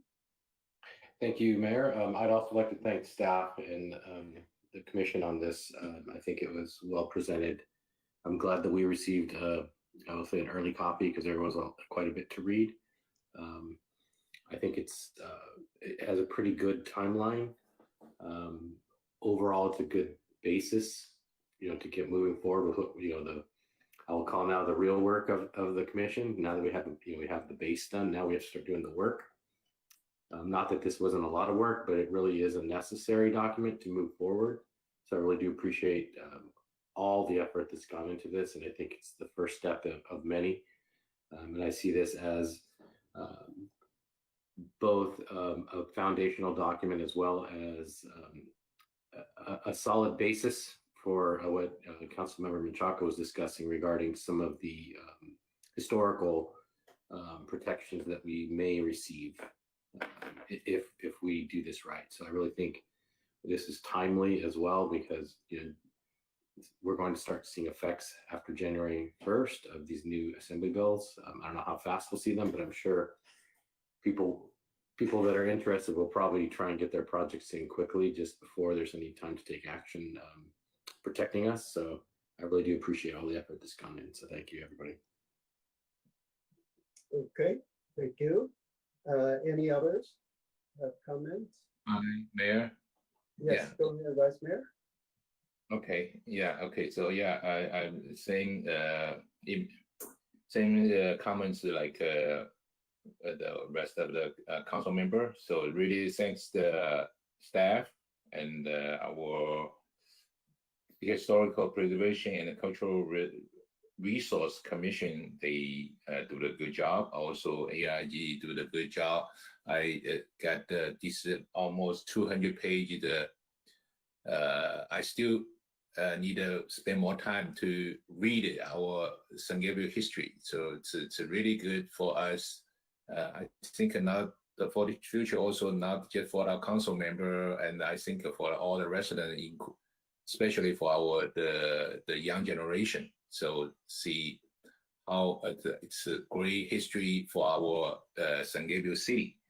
Yeah, and also hear about it before. We don't have any like official the historical context statement, and until right now we have to do a good study and have it.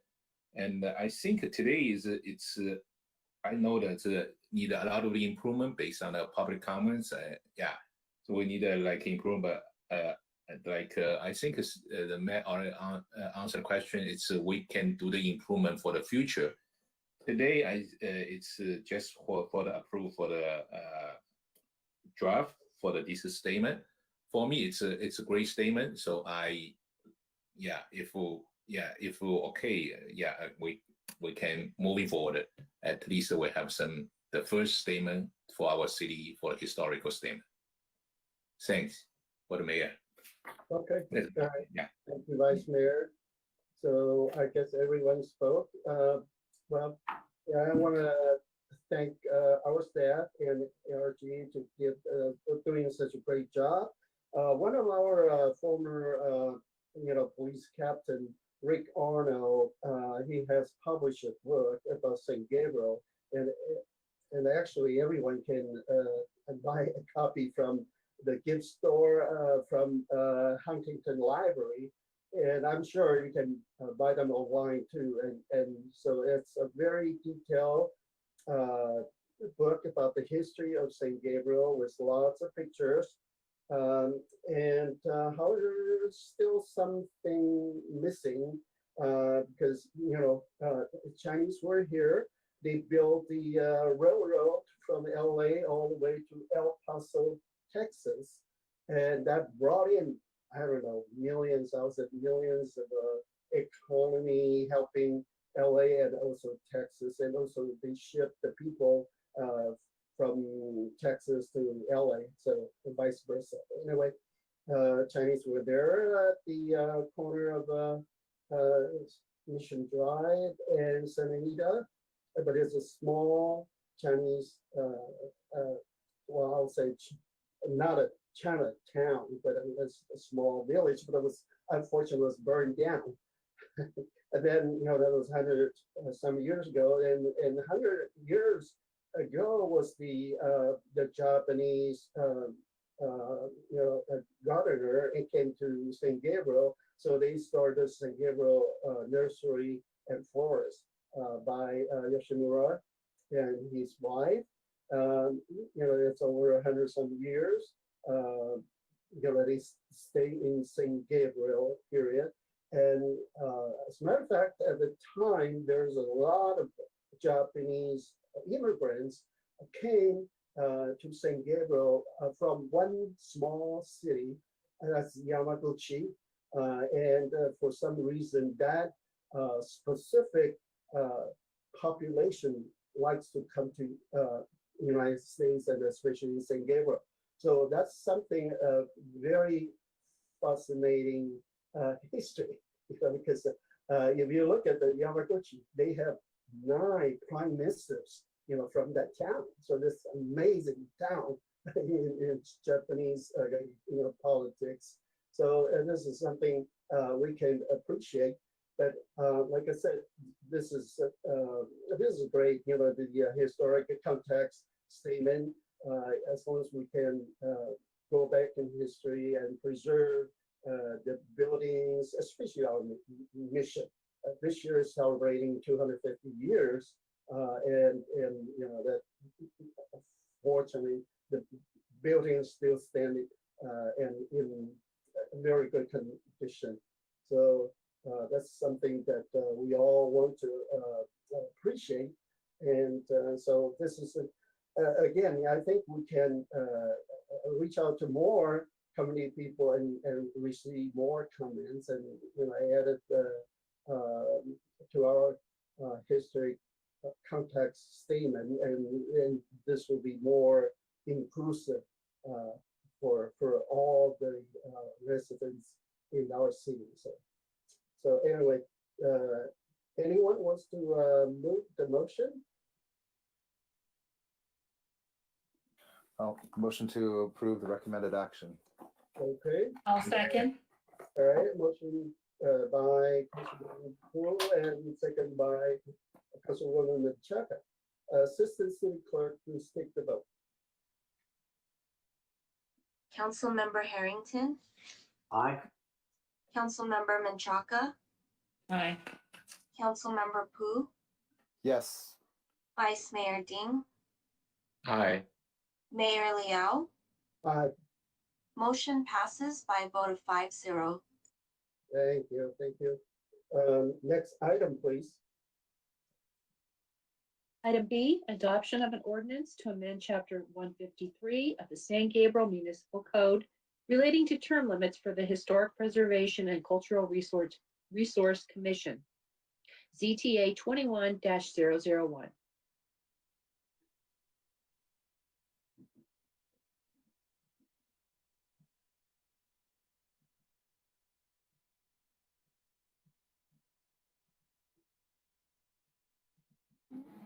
Mr. Mayor, I think we're waiting for you to open the public hearing, if you don't mind. Okay, sure. Let's see. All right. So I now open the public hearing. The staff presentation will be made by Planning Manager Samantha Tuwasa. So go ahead, Samantha. Yes, thank you, Mayor and members of the City Council. To continue on the lines of preservation this evening, item 5B is a zone text amendment, amending 3 provisions in the Historic Preservation and Cultural Resources section of Chapter 153 zoning. Slide number 2, please. As shown in the slide, the first amendment relates to the term limit of the Historic Preservation and Cultural Resource Commission, or the HPCRC, under section 154.604C. So the term limit, the proposed amendment is to have the term limit be consistent with the other city commissions, including the Planning Commission, Design Review Commission, and Community Services Commission. This item was briefly discussed by the City Council at its May 18th, 2021 meeting, and the code currently allows for a maximum of a 4-year term. And as shown, strike through represents proposed deletions and underline represents proposed text. And the proposed code will read that the members will serve 2-year terms and may be appointed for 2 additional terms. So this removes the maximum term limit. And then moving on to the third amendment, actually, it is just a very brief typographic cleanup item under section 154.627, section C3. And as shown, it's to clarify that the city has a Historic Preservation and Cultural Resource Commission as opposed to a Cultural Heritage Commission. And then moving back to the second amendment, which relates to the city's certified local government CLG application with the State Office of Historic Preservation and National Park Service. This is a follow-up to the CLG application that was authorized by the City Council back in December of 2019. And on August of 2021, the state provided review comments back to the city. And according to the Office of Historic Preservation, the National Park Service will no longer certify programs with a Historic Preservation Ordinance that includes an automatic designation of properties that have been listed on the National Register. And this is because local designation comes with land use authority and regulatory requirements that the National Register does not. So according to the Office of Historic Preservation, most cities and counties do not include automatic designations in their ordinance. And also that due to the lack of public process and opportunity for property owner involvement, the provision does not meet best practices. And so most local governments exclude it from their ordinances altogether. So these proposed amendments were presented to the HPRC on August 25th of 2021 and also the Planning Commission on September 13th, 2021. The HPRC was supportive of the amendments and the Planning Commission recommended approval to the City Council. The proposal tonight is to update the Historic Preservation Ordinance so staff can resubmit the CLG application back to the state for review before the end of 2021. And if the state accepts the resubmitted application, the next step would be to receive review by the National Park Service. And the goal is to get certified by April of 2022 so that the city can be eligible to compete for grant funding opportunities in the early half of 2022. So we can go to slide number 3. So the recommendation before the City Council this evening is to conduct a public hearing and to discuss the proposed ordinance, to waive the full reading and introduce the attached ordinance by title only, and then to waive future reading of the ordinance and schedule the second reading and adoption of the ordinance for the next regular City Council meeting. And then the ordinance would become effective 30 days after the second reading. And this concludes staff's presentation. Okay, thank you, Samantha. I now open the public hearing. Does any council member have technical or factual questions for staff to clarify this report? Anyone? Seeing none. Okay, Chief City Clerk, please read any comments received. Thank you, Mayor. No comments for this item. Okay, no comments. I now close the public hearing. The time for public comment on this item has ended. Now it's time for City Council deliberation and discussion.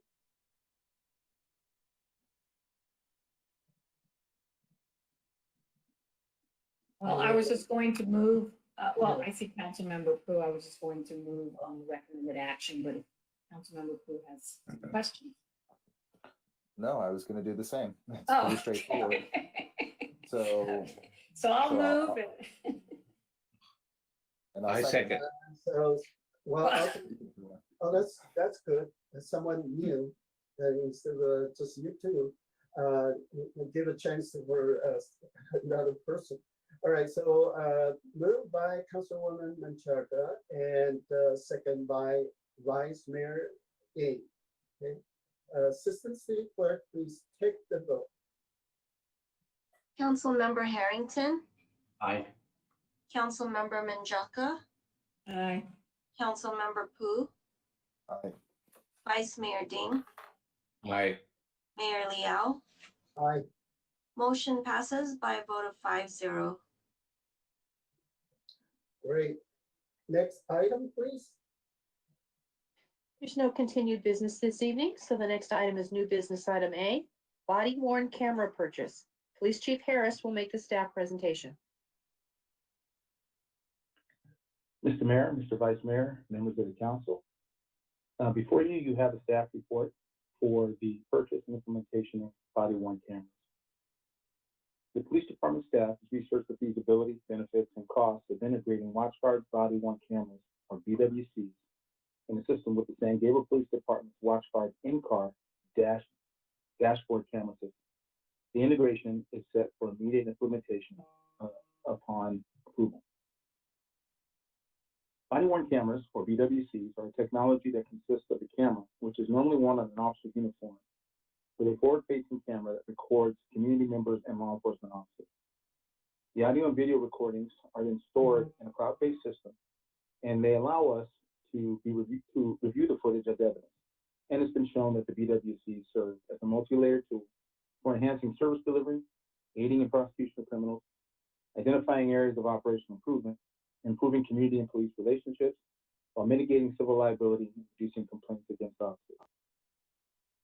The San Gabriel Police Department committed to maintaining a mutual cooperative partnership with the community built on trust, legitimacy, and transparency.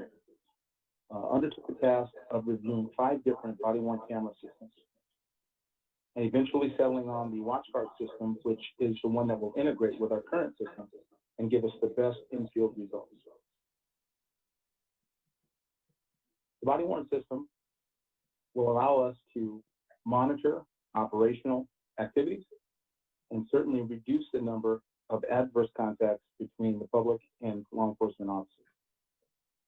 The best part of this process is that we'll be able to purchase these body worn cameras with existing budgeted dollars and recommend that the city council award a sole source contract to WatchGuard for the lease of the body worn system in the amount of $177,000 and also authorize the chief of police to enter into a leasing agreement with WatchGuard subject to approval as performed by the city attorney. And with that, I'll take any questions. Okay. Does any council member have factual questions for staff to provide a report?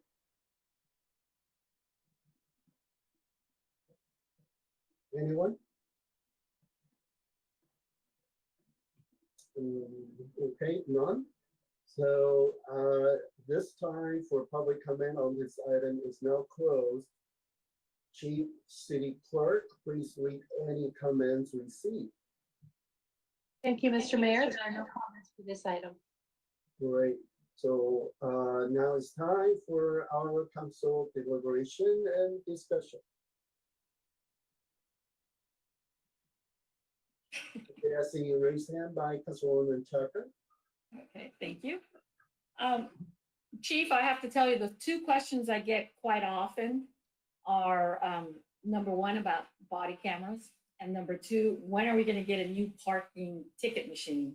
And I can't believe the body cameras beat the parking ticket machines. So anyway, hopefully if you could just put that on your chart of things to try to bring to our community, because I know that's a big issue, the parking ticket machines. But regarding the body cameras, just maybe you can give us some feedback. I know the captain's on the call too. Maybe he can kind of just share, how do the officers feel about body cameras? Because I know, in some communities, they're not really desired, in others they are. And so I just like to kind of ask the question, is this something that the officers are looking forward to, or is this something that, it was determined that it would be best for our community? Just maybe you can share a little bit, Chief or Captain Valdez. Well, I think with everything that happens with police officers, one thing's for certain is we want everything to change, and at the same time, we hate change. That's just kind of the nature of our business. And so when the technology comes out that's new, it takes us a long time to get past our fears and even the mistrust that we have in some of the technological equipment and maybe how that stuff is going to be utilized. So every time we set to task to start a new process, those elements have to be factored in, like with anything else. There has to be some engagement, there has to be some validation, and there has to be an opportunity for people to kind of ease into what this is going to mean. Sudden changes create sudden emergent or emotional reaction. And so we try to manage that transition, and that's what we did here. One of the things that we did was we took a novel approach, and we put all 5 of our different makers or manufacturers of the body-worn cameras in the field all at once. Instead of doing them one at a time over the course of years, we put them all out there at once, and we were able to see how they interact, how they work one versus the other. And we found out during that trial field process that those cameras actually helped us in our operation far more than what the officers believed it would hurt us. In fact, there were none of those issues, the negative issues that were, thought to that would occur based on the lack of knowledge of how the systems work, and we had to adopt policies and procedures and all of those things. So after that field test process and speaking with the POA and speaking with officers, we came to the conclusion that the vast majority of folks want this within the organization. It has protected them against a lot of complaints and other things that have helped the city avoid litigation. And it's just a positive all the way around. The other question that might come up as the antithesis is what took so long. And sometimes you don't want to be the earliest of adopters. You don't want to be the first to market with some things. You need to work the bugs out and work, like I said, through that process of making people comfortable. And it took us, a couple of years to get there, and we are now there. And so most of the internal personnel are comfortable. Certainly the public is ready to have this move made. And administratively and as for the construct, we think that it's time to go ahead and move forward in that direction, and that we've worked out some of the significant issues that might have been barriers to it for us in the past. Great. I'm glad to hear that it's something that's welcomed. It's not just being forced upon. Captain Valdez, did you have anything to add to the chief's comments? I just wanted to add that with the chief's permission, what we ended up doing was we actually conducted a survey monkey back in October of last year, probably November, December, once we had deployed them. And a majority of the officers had a favorable impression of using the body-worn cameras. And actually, we've had several critical incidents caught on body-worn camera footage. So in the end, the officers saw the body-worn cameras as a tool that enhances their ability to write reports as well as document cases, evidence. So overall, they were very favorable and open to the deployment of body-worn cameras. And we've actually been asked by several officers, when are we going to do it? So the anticipation was there. They see it as a tool, and I think they were very pleased with the benefits of deploying these cameras. Great, that's good to hear. Well, I think this is really important moment for our police department, for our community, and I hope it can be shared through our social media platforms, through our city beat. I think it really says a lot about our police and the fact that they're doing a good job and they feel comfortable with these body cameras, that it's not a threat to them in any way. I just think it's such a positive moment for our police department and for our officers. When we talk about transparency, and it doesn't get more transparent than that. So I would like to see this shared with the community, so the community knows also that they too have to step up, and when they do have any kind of interaction with the police, that is, unless it's a sensitive matter, like it says in the report. If it's something very private, then obviously you turn off the camera. But just in general, I think the community will receive this very well, but they have to be informed, because again, this is a question that's been asked many, many times. Why doesn't our police department have a body camera? What are they afraid of? And we can now say we're not afraid of anything, or our police department is not afraid and ready to serve. And I just hope we can share this as much as we can, Chief Harris, through your social media or your newsletters or whatever kind of communication you do have. I just think of this as such a positive step, and so time to brag. And that was all for me. Thank you. Okay, thank you. Any other council member have comments or questions? Mr. Mayor, if I may have one thing to add to what Councilmember Chaka said. It's just one piece that's really important, and it was the last thing that she said when she was talking about the different viewpoints on why it took so long. And one of the most important elements that we want to put out to the community, and since we're in a public forum now, it's an appropriate place to do so, I believe, is to understand that there were a lot of factors that factored into the decision, both to wait and then to go ahead and make the move to go in this direction. But one of the big things that we had to consider at a high level was the privacy issues in people's homes and in places where they had a right to privacy. And so for us, that was a really large sticking point that we wanted others to try and work through before we had to get to that point and have the state against the city of San Gabriel, or Joe Smith against the city of San Gabriel, while we're trying to figure it all out. Over the course of a couple of years, we've been able to work through those things and get to the point where we can now navigate that with without that fear. But we were really concerned about what would happen if we're in someone's home, in a place where they have a right to privacy, whether it's a home, a business, a car, or any of those places, and what would be the outcome of that recording process.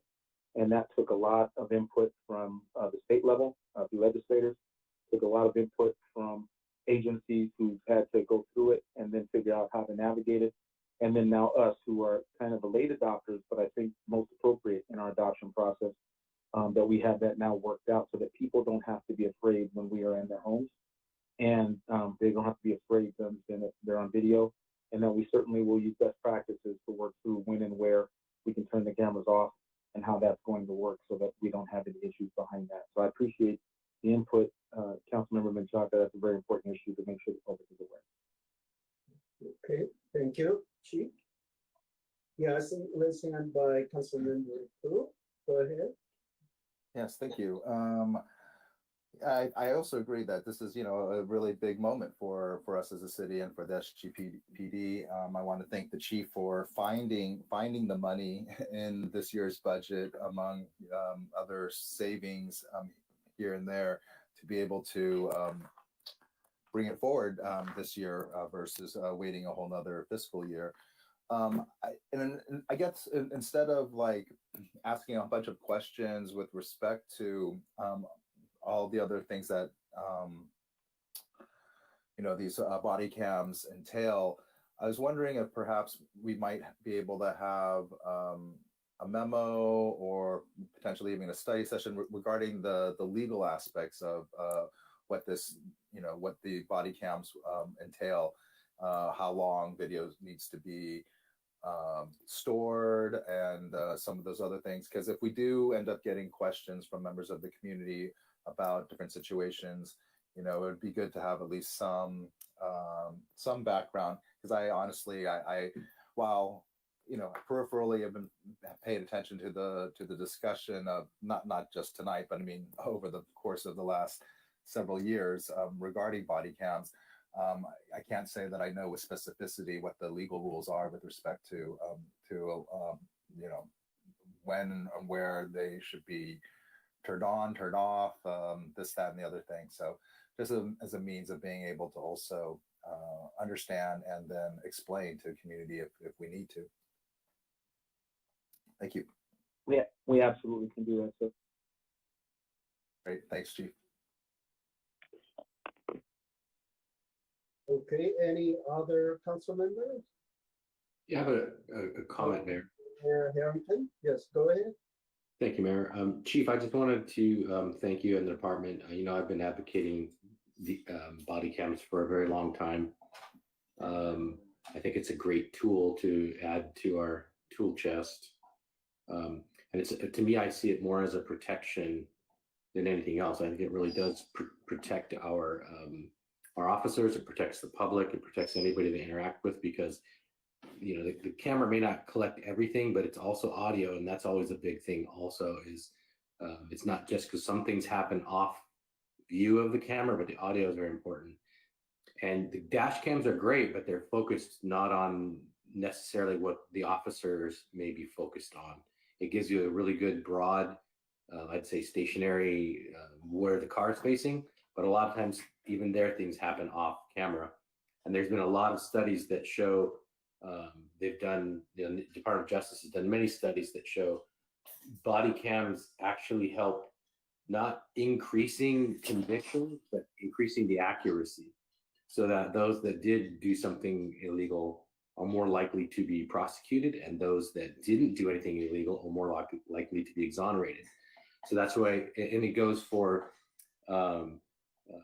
members of the public as well as officers. So I think it's really, for me, I see it as a great risk management tool. That's why I've been advocating for so long. And obviously, like you said, there are a lot of other things that go into it. Obviously, how they're turned off, when they're turned off, all those policies have to be not only well-defined, but well-trained and implemented properly. So in the field, that has to be, just second nature for officers. And I know a lot of other agencies have training on this. I think that's something we really need to focus on, is the training, so that it does become second nature for our officers. But I would just commend you on just this step. I see it as a really good step in our police department. So thank you very much. Thank you. Thank you, sir. Thank you. Thank you. And any others? Mayor?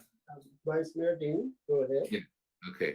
Yeah. Thanks, Chief Harris, the promoter another the technology for our city. I remember like 1 or 2 months ago after 99 Range had the the robbery, and we bring the public system for the real time active the software that's really help our. I think that help our the officer more like if catch a criminal, it's more efficiency. I think the body camera it should be have the same function on that, and just like for my understanding, and I understanding the for the all the recording it's on the cloud base, right, Chief Harris? Yes, it will be maintained in the cloud, so that's very helpful for us, especially from an evidence perspective. So cloud base should be like almost permanently the recording on that, right? It's not permanently recording. We're going to discuss what those policies and the retention policies will be. We will adhere to best practices across the spectrum, but there will be a retention period for those videos. But the cloud allows us more than the permanency or the longevity of the storage. It provides for the security of the storage, and so that's the most important part of it for the cloud-based element. Yeah, but for my understanding, technology, when you store it on the cloud, it's hard to delete it. Okay, so the question is, if just in case I saw that some like area privacy deactive, so but should be deactive, but by accidentally still active. So this kind of video, how do you have any guideline to processing to protect this kind of the privacy info, the video leaking to the public? Yes, sir. We already had a policy in place for the in-car videos and for our audio recordings that we're mandated to do. This would be an addendum to that policy. And again, implementing best practices for body-worn cameras and understanding what the cloud-based storage means. And so the cloud storage doesn't preclude us from deleting things when it's time for them to be deleted, but it makes it so that they can't be deleted accidentally. They can't be deleted without purpose. And when the retention period is up, then they will be deleted based on the appropriate policy. But security is the biggest part of it. That means that it can't be accidentally accessed. It can't be accidentally released. There's a lot of protections, as Councilman Harrington mentioned, there's a lot of protections built in, not only for the officers and the members of the public, but for the process as well. Yeah, I understand is actually for the cloud base, it's hard to delete it. Okay, even you delete it, still can recover, you know.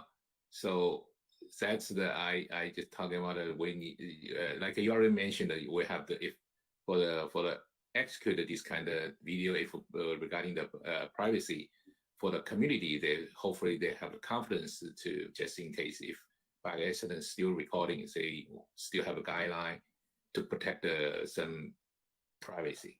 You know, we'll discuss those in detail with you. We'll discuss those in detail with you during the study session that Councilmember Fu requested. We'll make sure that we go over that thoroughly with you.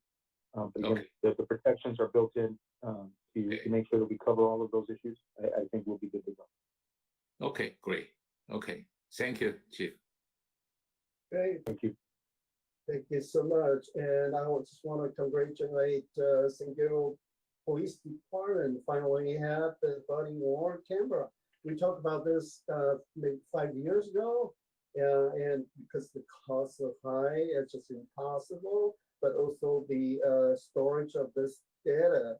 You know, I remember maybe it was 7 years, and we don't know where to store them. So that's the problem. But anyway, this time around, we could afford. And with this company, I think it's great. The watch guards body-worn cameras system compared to others. You know, others the battery only lasts 2.5 hours, but this company battery lasts 12.5 hours. So I think this is a great, you know, and I think our police officers may be off duty, they have to recharge, for this camera. So, but it's better than 2.5 hours. So this is good. But I just want to applaud our chief, to take on this task because for a while we're just like, oh, it's not going to happen. But it is going to help our police officers because everything will be transparent, and at the same time we win the trust from our community people. And then if they have to go to court, they have this legitimacy to present to the court. So it's a win-win-win situation. So yeah, any council want to move for this item? I'll move the recommended action. Okay. Councilmember second. Hanson. I'll second. By Tony, Vice Mayor E. All right. Assistant City Clerk, please vote. Please take the vote. Councilmember Harrington, Aye. Councilmember Menchaca, Aye. Councilmember Pu, Yes. Vice Mayor Ding, Aye. Mayor Liao. Aye. Motion passes by a vote of 5-0. Thank you. Public comment. Thank you, Mayor. We do have one comment this evening. It is from Chair Jennings Nunez and reads as follows. To the City Council, at the September 7th City Council meeting, it was suggested that a wait-and-see attitude concerning the HERE Commission was best before committing to any financial investment to further its goals. The HERE Commission was established on October 21, 2020. We had our first meeting on April 28, 2020, and have met at least monthly since that time while other commissions were on summer hiatus. Like the other city commissioners, those on the HERE Commission are dedicated to its purpose. We put in a significant amount of time outside of the actual meetings to support it. I wanted to provide the City Council members and the public an update on what has been accomplished by the HERE Commission in the short 6 months that it has existed. The HERE Commission created an annual work plan, a process not required of other commissions, that identified 6 areas of interest for our first year, including community engagement, youth engagement, accessibility, and data collection. This work plan was presented and approved by the City Council.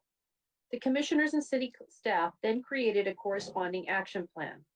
Without a budget, the HERE Commission has invited local speakers to each meeting to present on topics of implicit bias, disability advocacy, and housing justice.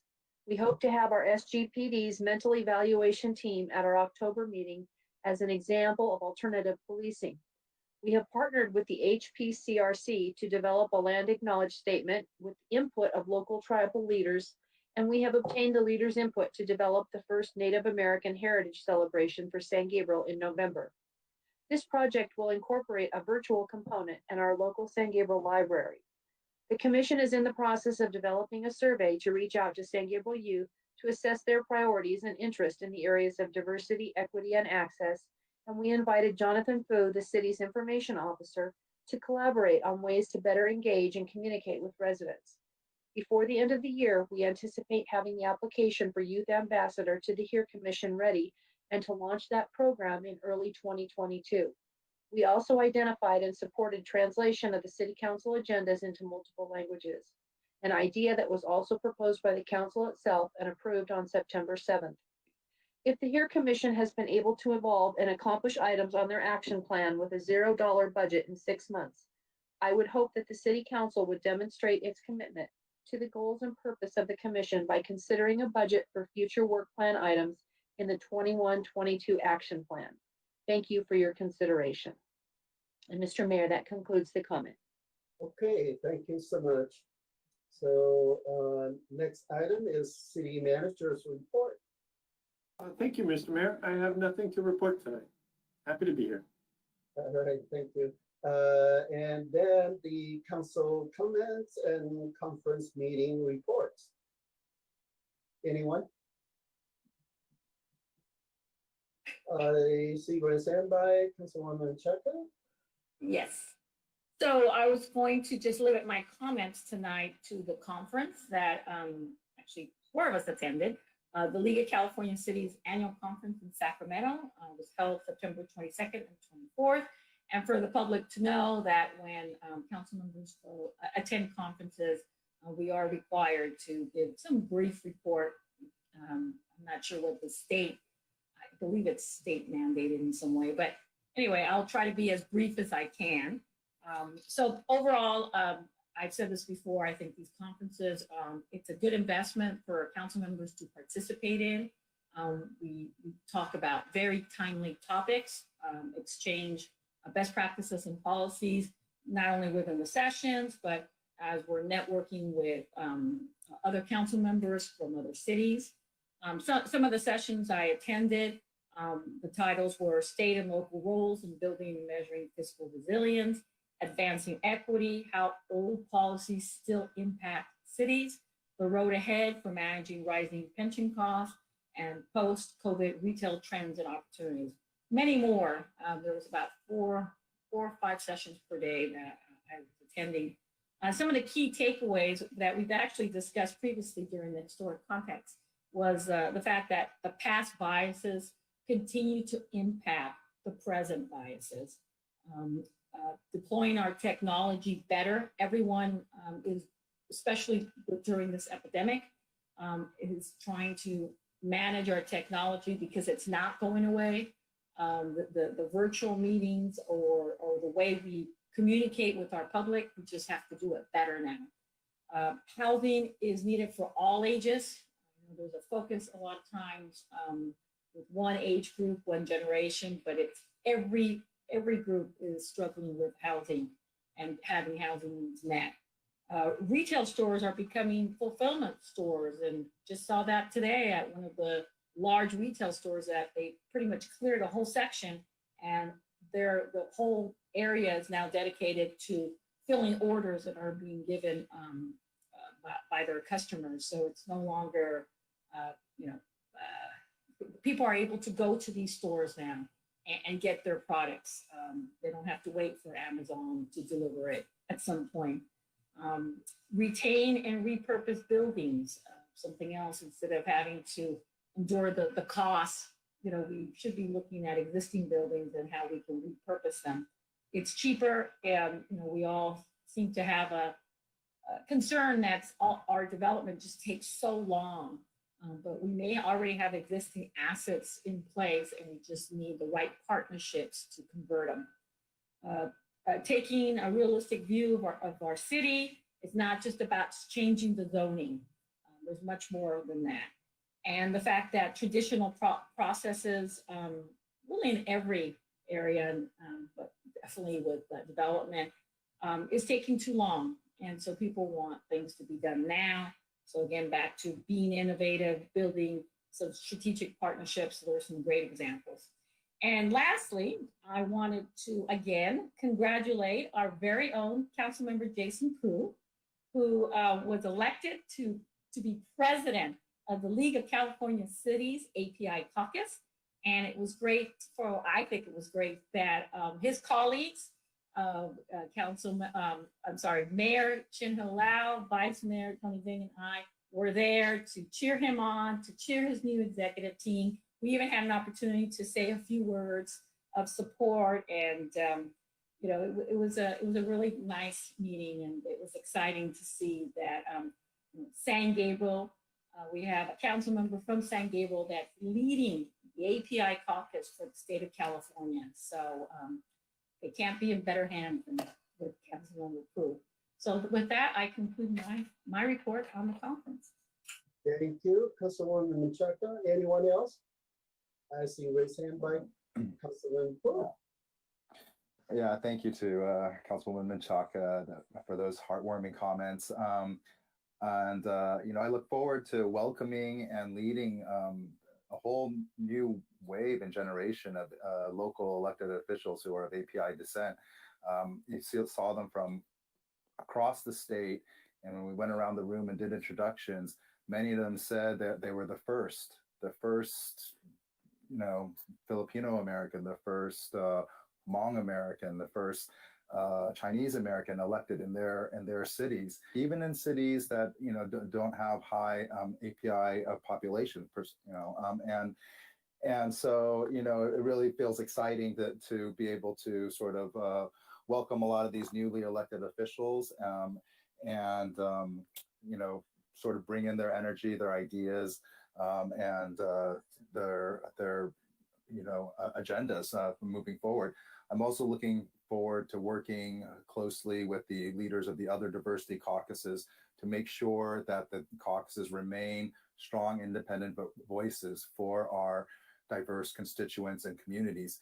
And I think that it's now more important than ever that we're not just doing DEI, meaning diversity, equity, and inclusion, as a matter of sort of performance, but actually as a matter of having real, diversity, equity, and inclusion. And towards that end, the League of California Cities at the General Assembly voted, and this required a 2/3 majority of the membership to approve.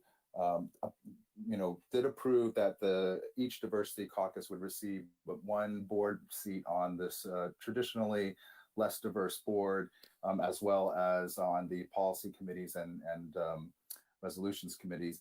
So I think it is a new day for the League of California Cities. I mean, it's always been a great organization, and as far as best practices go, Councilwoman Menchaca mentioned many of the issues that we discuss and talk about while we're at the conference. That pertain to cities generally, right? I mean, these are issues that every city is grappling with throughout the state, and frankly, many of them are issues that cities throughout the country also need to deal with. So I think that not only is the league leading the way in terms of local control and many of the issues, best practices that are shared during these conferences, it is also leading the way on real diversity, equity, and inclusion. And I'm just honored and fortunate actually to be able to be in this position at this time. So thank you to Councilwoman Menchaca and to my colleagues who were there in support. And I look forward to this year. It's going to be a busy year. Thank you. Well, congratulations to Councilman Fu. Any others comments?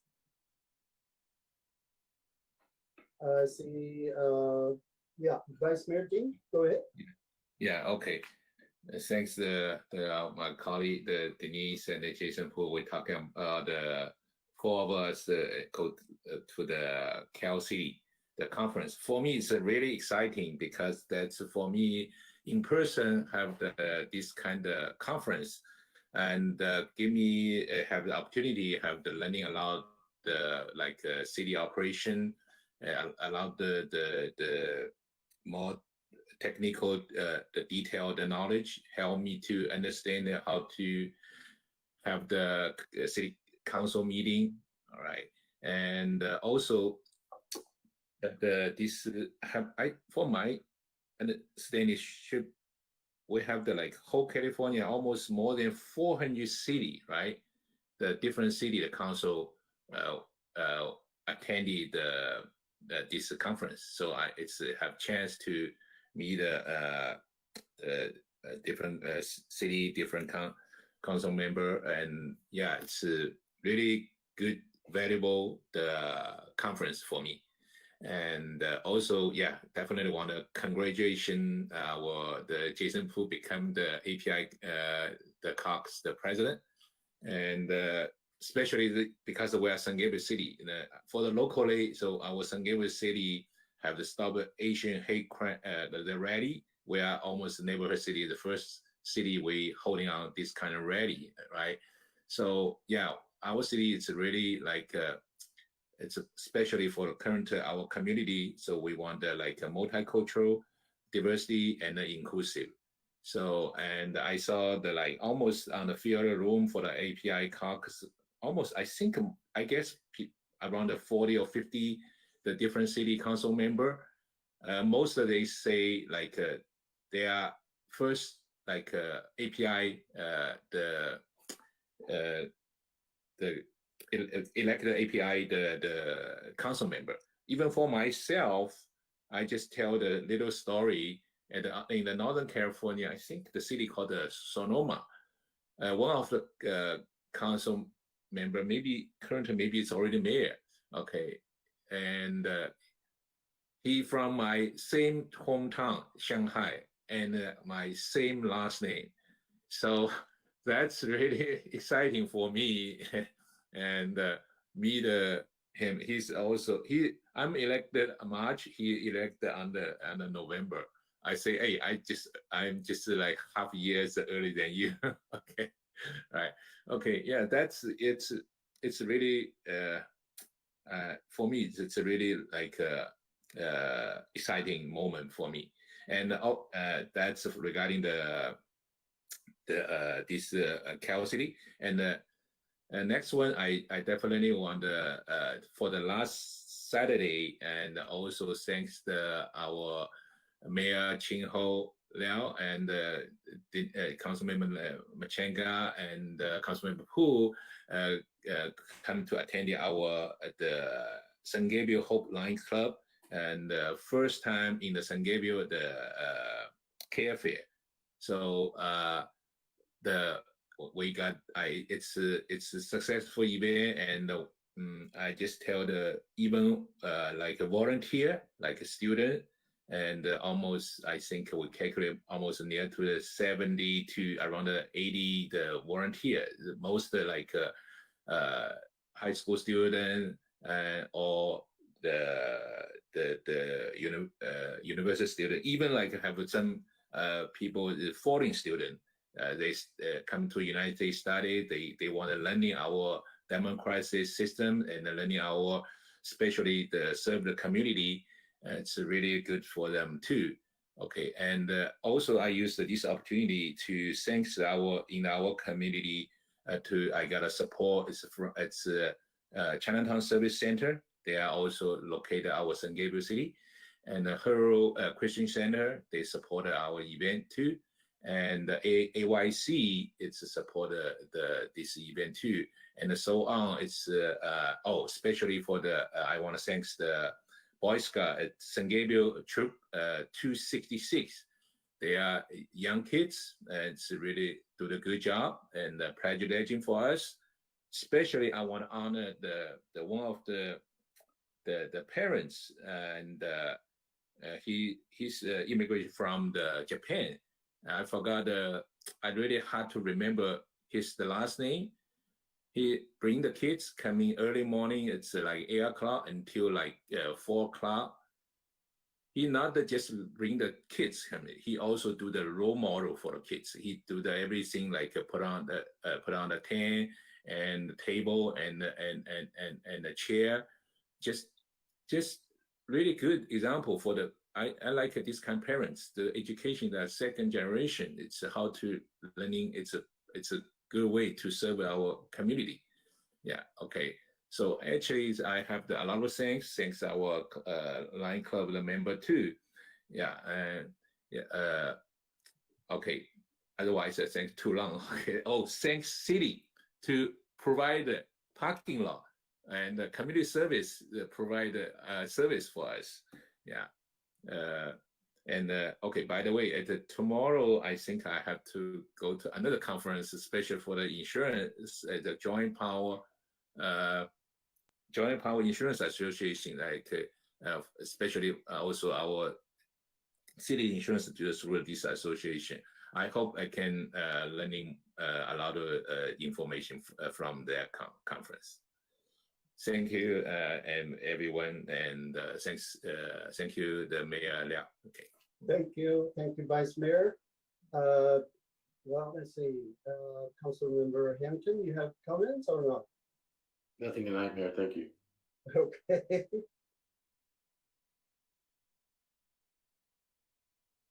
You're on mute, Mayor. There you go. I've been attending League of California City Convention for the past 8 years, because a lot of times we have to attend the policy committee meetings, on this transportation policy for 8 years. This year is very exciting because, 1,900 city council and mayors attend this event.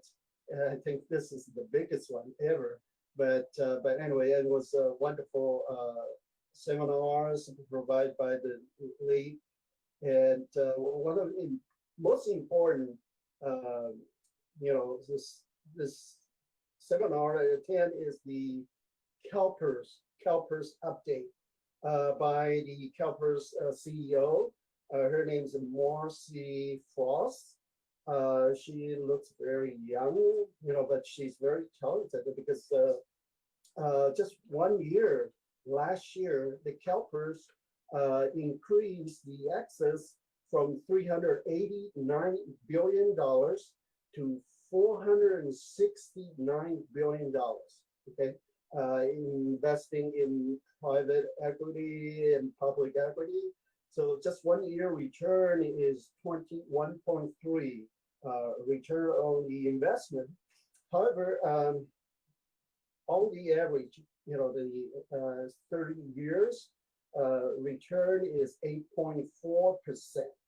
And now in November, they have to vote what will be the discount rate. And there are three proposals. One of it is 6.5%. Another one is 6.75. Another one is 7%. Okay. Well, it's very important for the cities because if they drop, say 0.5%, our pension liabilities will be increased 20%. And say if it dropped to 6.75%, our pension liability will be increased 10%.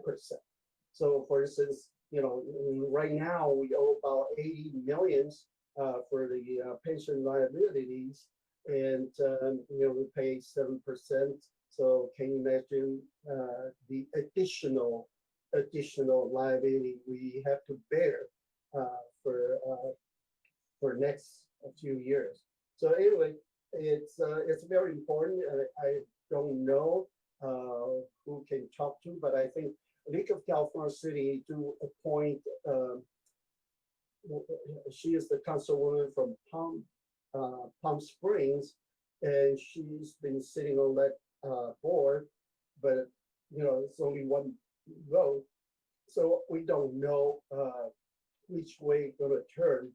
But just by common sense, okay, because right now the interest rate to borrow money is very low.